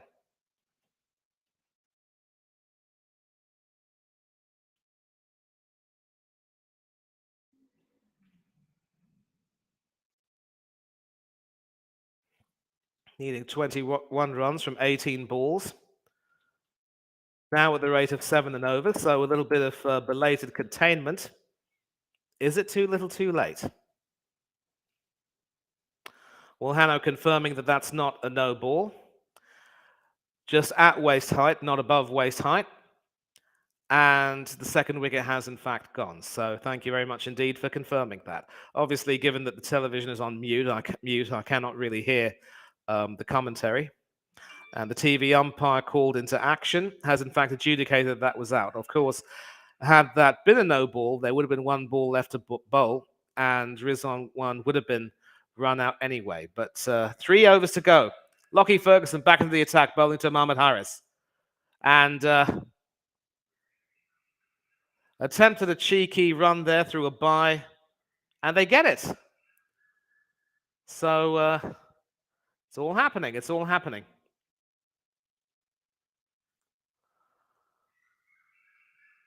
Finding the fielder there at point, taking that catch quite brilliantly, and also another smart piece of cricket where Mohammad Rizwan had to be sent back. So Rizwan would have been out anyway. But 20 off 17, it's all happening. And this could very well be another tense finish. Because again, even if the side batting second loses fewer wickets, if the side doesn't score enough runs, they lose. Round the wicket now to the left-handed Shan Masood, who's just come in. Well fielded at mid-wicket, but unable to clear that. And the captain, Kane Williamson, there summing up the frustration, really.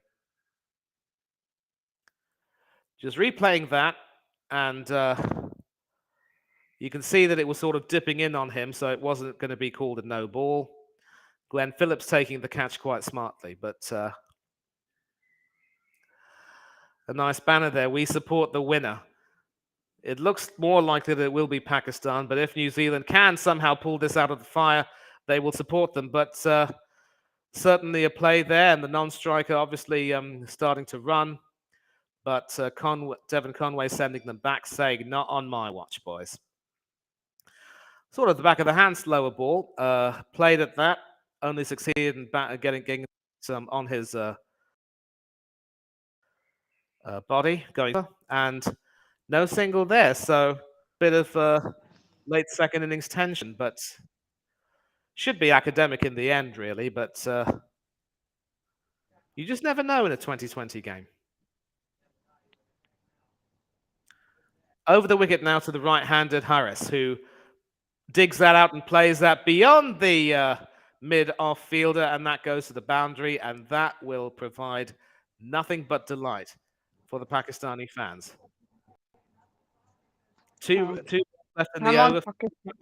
Pakistan, Pakistan, oh, Pakistan. Yeah, it can be argued that they had only the flimsiest right to be in the semi-final, given the way their tournament had begun, but they found form at the right time. 2 balls left in the over. What does Lockie Ferguson do? Well, that is swung high and hard, and that should go for 6. And that's the game, basically, people. A huge 6 over deep square leg. And what does Lockie Ferguson do now? 1 ball left in the over. Any brief hopes that New Zealand had of trying to pull this out of the fire have now been extinguished. 9 off 13. This has been a clinical performance by the Pakistani batsmen, and the bowlers obviously doing their job. And I don't know if you've seen in the chat, Hanno, but Mystic Werewolf was pretty much saying that Williamson bottled it when he opted to bat first on winning the toss. He was counting on the ball spinning in the second innings, but it hasn't done that. Satna and Sodhi have been ineffective. And of course, with that final ball from Harris played to point, he will retain strike for the next over. And Pakistan are more or less home and dry. Yeah, definitely. But money tomorrow is a big one, a much bigger one. Yes. You don't need to remind me. Yeah. But let's say there is still rabbits, or there's still something to happen here, and New Zealand can maybe still get a win. Who would you rather face if England go through, Pakistan or New Zealand? I think I'd rather face Pakistan. Ooh, and I'll tell you Babar. why. And I'll tell you why. I'll tell you why. Because as well as Azam and Rizwan have played, I actually believe that the opening bowlers are a lot faster, a lot more incisive than Bolt and Southey have been. I think Bolt and Southey have been affected by fatigue. Mitchell Satner to bowl the 19th over, round the wicket, and certainly not wide. Harris tried to, sweep that, but to no avail. And an excellent delivery going away from Mohammad Harris there. No chance of him playing that. Round the wicket once again to the right-handed Harris. An attempted sweep.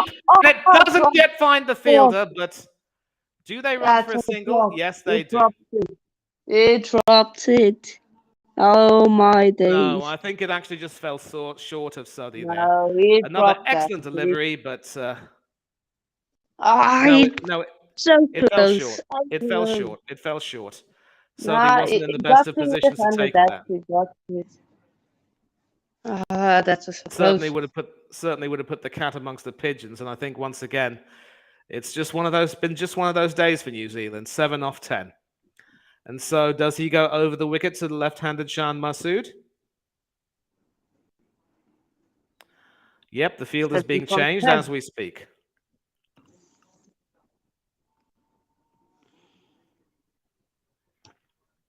So already voted for my man of the match, the captain Azam. And yes, Santner is in fact over the wicket to the left-handed Masood. How does Masood play? An excellently played shot all the way to deep extra cover for a single. And that brings Harris back on strike. And so once again, the field has to be shuffled around. But now, if you are Pakistan, do you let this continue? We have 3 balls left in this over. Do you let this continue until the last over? Of course not. Just if you get an opportunity, just smack a boundary and get it over with. What happened against Zimbabwe should not be allowed to happen again. Round the wicket now to the right-handed Harris, who plays that all the way to deep cover there. They should get a single. 5 runs needed off 8, and the Pakistani fans can just taste their final appearance. And as I said, Williamson will look back on his decision to bat first as one big miscalculation there. Especially if, as Werewolf said, there might have been a tinge of green on the wicket. Over the wicket now to Shan Masood, and that goes straight through the wicketkeeper Conway. That should be byes, taking them ever closer to that target.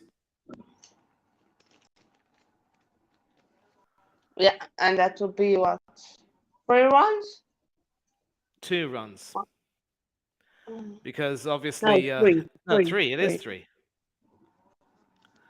Yep, so completely missing that. I think that might be called leg by. And Conway has not had a good game behind the wicket. It has to be said. From missing that edge off Babar Azam when he was on naught for on his first ball. Didn't really do very much with the bat either. And I think New Zealand will look back on this as yet another missed opportunity. You talk about South Africans being chokers. Well, New Zealand still haven't won a World T20 or ODI tournament. Yeah, they Last ball of the over. Will they run for two? I believe that's what they should do. And that is Hoik. That's the wicket. Well, it is of very little comfort at this point because despite holding out, they are 2 runs away. There is no way that they can lose this game right now. Pakistan 151 You never for know. 3. You never know. Maybe you can bowl a maiden. The only bowler who's looked like bowling a maiden has in fact been Santner. And he has, of course, been luckless in this match. But I wanted them to finish it as quickly as possible.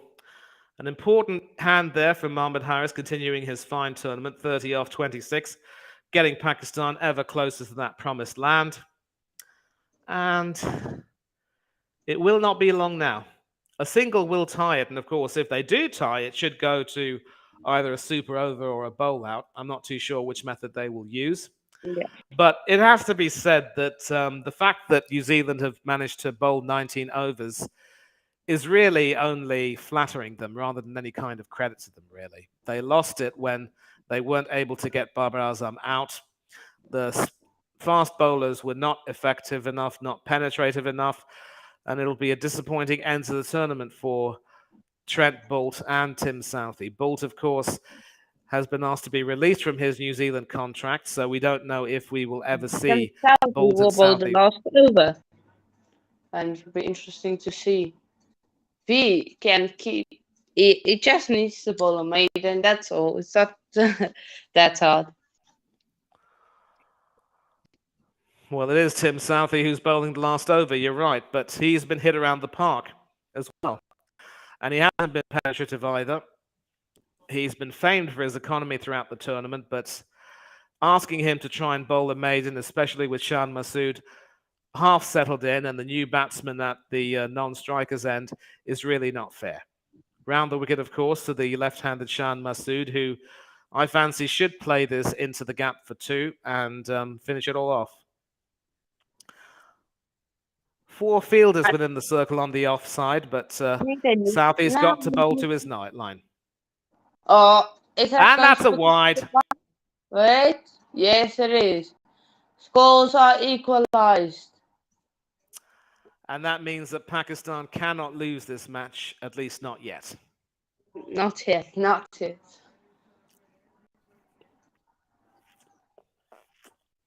Everyone needs to be in the circle. The fans are jubilant, as Manny would say.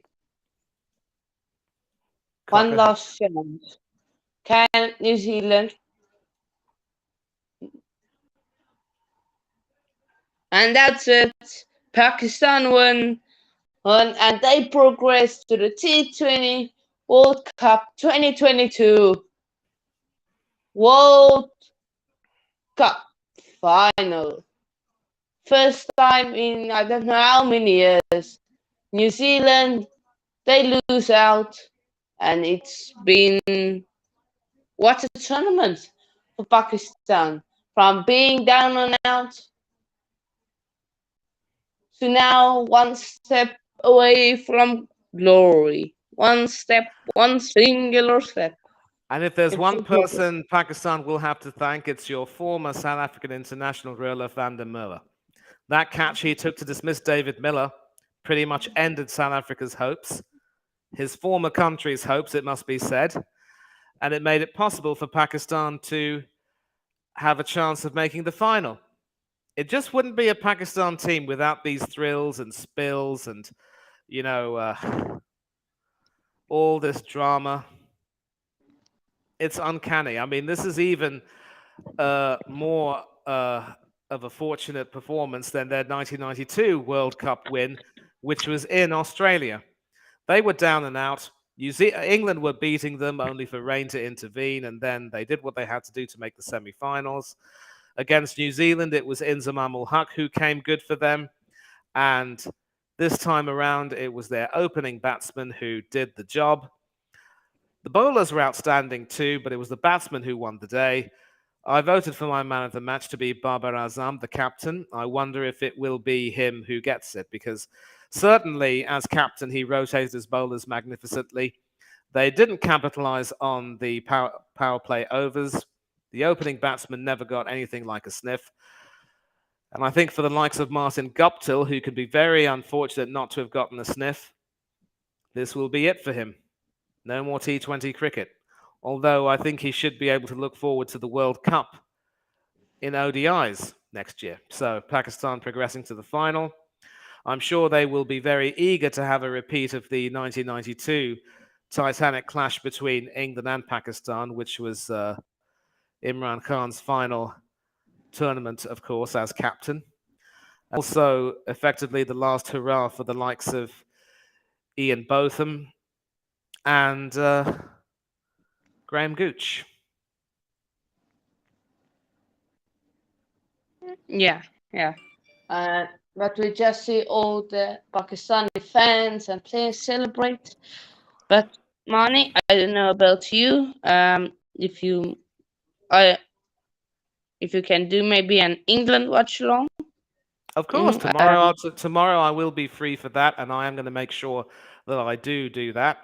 But I mm, also would like to think that for the final, we should do it on StreamYard so that more and more people can come in. yeah.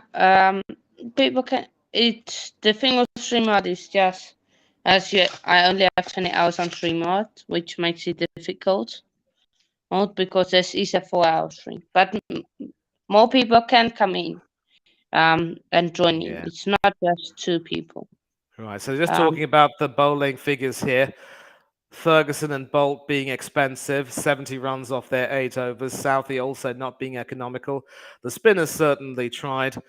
52 runs off their 8 overs, but wickets were at a premium. They needed wickets, and by the time they got those wickets, it was just too little too late. Rizwan and Babar doing the job at the top of the order. And we will see who the player of the match is. I voted for Babar Azam on the ICCT20 website. And of course, their innings rendering a 50 from Daryl Mitchell and a 46 from Captain Williamson, rather irrelevant. Conway chipping in with 21, but no batsman really getting going from the Kiwi side. And we see the Pakistani cricketers now taking a lap of honour around the Sydney cricket ground. They know they've done their bit to provide what should be a cracker of a final. And tomorrow's game will be epic because both the top-ranked teams coming into the tournament will be playing. India against England. come on, India. Nope. England first, and then India. No. India always above England. It's always been like that, and it will always be like that. So yeah. Just the Pakistani players giving uh, a lap of applause to their fans. I don't know when they're going to do the Man of the Match awards. And yes, they have it here. As soon as I say that. It is, in fact, Mohammad Rizwan who gets it, so I'm going to mute it and see what he says.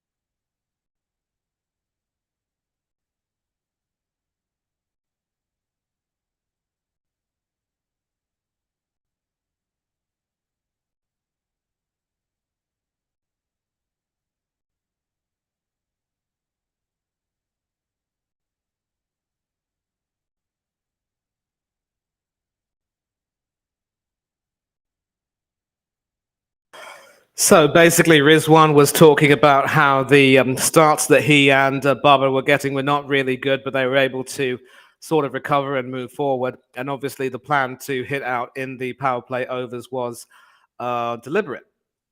And of course, when asked about the poor start they had and whether they believed that they would make the tournament final, he said, well, they always believed in the Almighty, Allah is the creator, and the Almighty says, do your best, and I will provide you with some divine help if I can. And it has to be said that in the form of the Netherlands beating South Africa, that divine help arrived. So they started horribly, but did what they had to do. Their win, South Africa, was certainly top quality. Obviously beat the Netherlands and kept their run rate positive enough. And of course, when it was needed, they beat Bangladesh. From being purely academic to essentially a knockout clash, did what they had to do. And Pakistan are now finding form at just the right time. So there to say as well that just like Pakistan, England did not have the best start. They made heavy weather of their win over Afghanistan. They carelessly lost to Ireland, all the while maintaining a decent run rate. They did what they had to do in beating... they certainly did what they had to do when it came to beating who was the other team they were facing. Australia, of course, was a washout, but their game against New Zealand was the best I'd seen them play in the tournament. And they did what they had to do against Sri Lanka, albeit by the skin of their teeth. So, England and Pakistan having similar journeys, and of course in '92, England didn't have the best of starts, contriving to lose to Zimbabwe. But through grit, that outstanding England team otherwise managed to reach the semi-final stage, beating South Africa fortuitously in the semi-final, very fortuitously, but in the end coming up short against Pakistan. So we could very well see history being repeated. And of course, when I come on, I will be obviously talking at length about the history and what key battles will be fought. And I do believe that for the final on Sunday, we should be on at least half an hour or maybe even 45 minutes before the first ball is bowled so that we can talk and reflect on what has been, and at times controversial, a little very dramatic, but all the same a very remarkable tournament. And as always, thank you for giving me this opportunity to bring it to your viewers. No worries, no worries. And yeah, as always, thank you for doing this.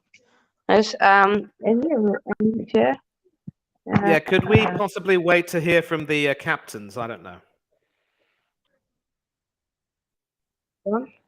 I don't know if the captains can hold on. I don't know if they're going to say something.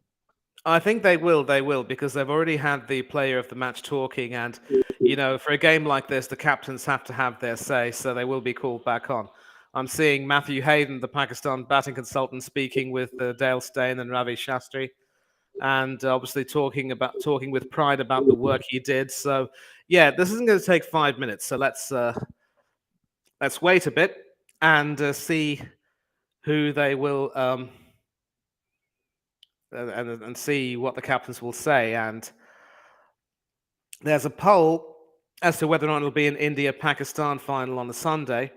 Only 60% are saying yes, and now that's increased to 67%, while there is a minority which says, I don't think it'll happen. Count me among that minority. But I just think the way England are playing, they've got all the answers.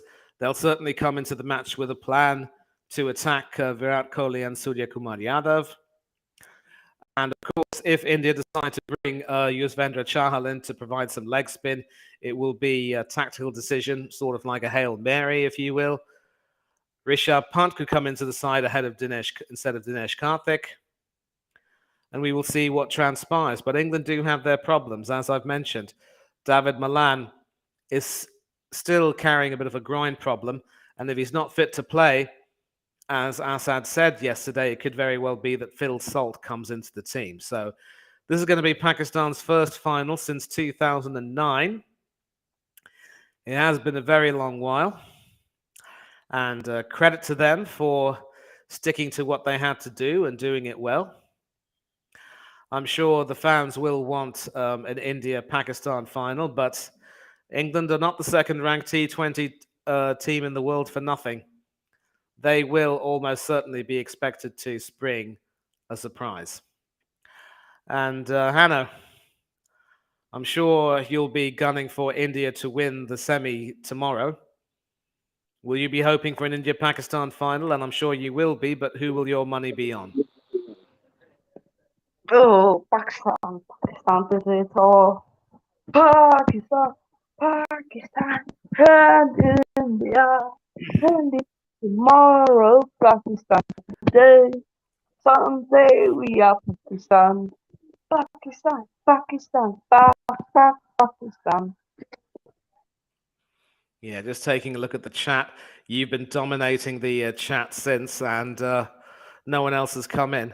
I still hope that we will get people to come in and join the stream elsewhere because, you know, we did actually have someone joining in for the India-Pakistan stream, and I spoke to him for a few minutes, and that was good fun. But that doesn't happen. Not a problem, and I think we should be going to the captains right now, but I will tell you and we can wrap up this stream. Or actually, you're watching it, so you're still, you probably have have a good idea of what's going on.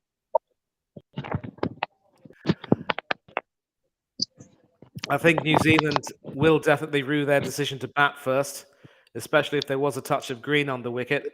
And the pitch ended up settling down quite nicely with no real help for either the seamers or the spinners. So it will be looked back at as a miscalculation. It was also saddening to see a team which had an 88% efficiency rate drop to crucial catches. Certainly that edge off Babar Azam would have set the team back, although I'm pretty certain Iftikhar Ahmed and company would have batted well and brought Pakistan out of a crisis again. But it's now good to see an opening partnership do very well. And I don't think this is the first century opening partnership of this World Cup, but it's certainly come at the right time. And they're showing that drop right now of Devon Conway, who had a pretty poor game all around. Chipped in with the bat with a score of 20 odd, but never really was able to gather himself as a wicketkeeper. And I think he fell victim to the tension involved. Certainly some good fortune in Babar Azam's innings, but he was able to make the most of that and do quite well. And that 105 partnership came off 76 balls before it was effectively broken. And in T20 World Cups, they are now the most successful pair of all time, ahead of Dilshan and Jayawardene for Sri Lanka and Sangakkara and Jayawardene also for Sri Lanka. And we are now speaking to the captain, so I will mute it.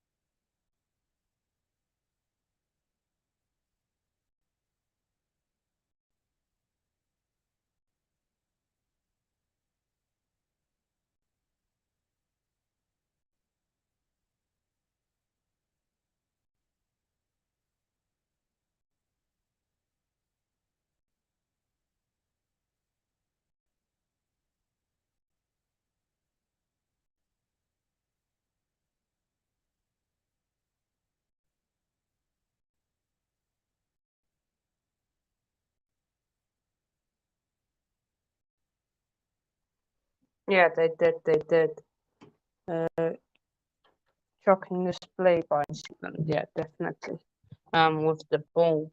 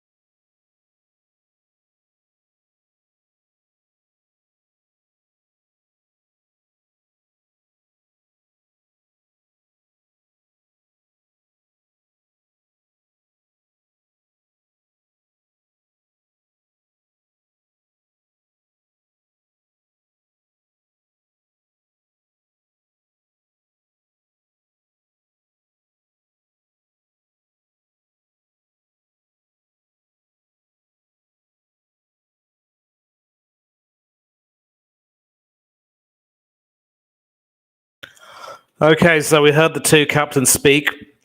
No real mention of Williamson's mistake in opting to bat first, but he did say that today they just quite weren't able to get over the line, and obviously they weren't able to make Pakistan work hard for their runs or wickets.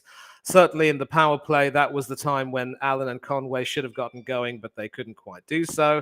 And the bowling was just so relentless and restrictive from Pakistan's side that 152 was a decent recovery, but in the end, not quite enough. And they were hoping, obviously, that the wicket could provide some help, but that wasn't really forthcoming. And certainly the opening stand between Rizwan and Babar proved quite crucial in the end. They had a deliberate plan to attack the New Zealand bowlers, and they did what they had to do, and they did it well. And as for New Zealand, they will look back on their bowling and fielding, which was outstanding all tournament, as that which let them down in the key areas. But in addition, T20 cricket is a very fickle game. And obviously, they went through the lows of losing to Zimbabwe, but then the high of beating South Africa and then doing what they had to do to win against Bangladesh.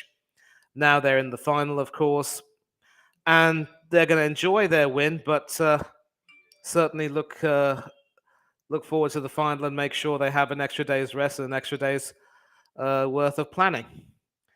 And New Zealand, for them, it'll be another opportunity missed. We might not see a few players in that New Zealand side again in T20 internationals, but certainly next year with the ODI World Cup taking place, that could be an opportunity for one final hurrah. And all New Zealand can do now is just look forward and try and reflect on this and move on from this. And they can at least be proud that they were able to do what Australia couldn't do as hosts and defending champions, and that is qualify for the tournament. So the end of the affair is pretty much simple.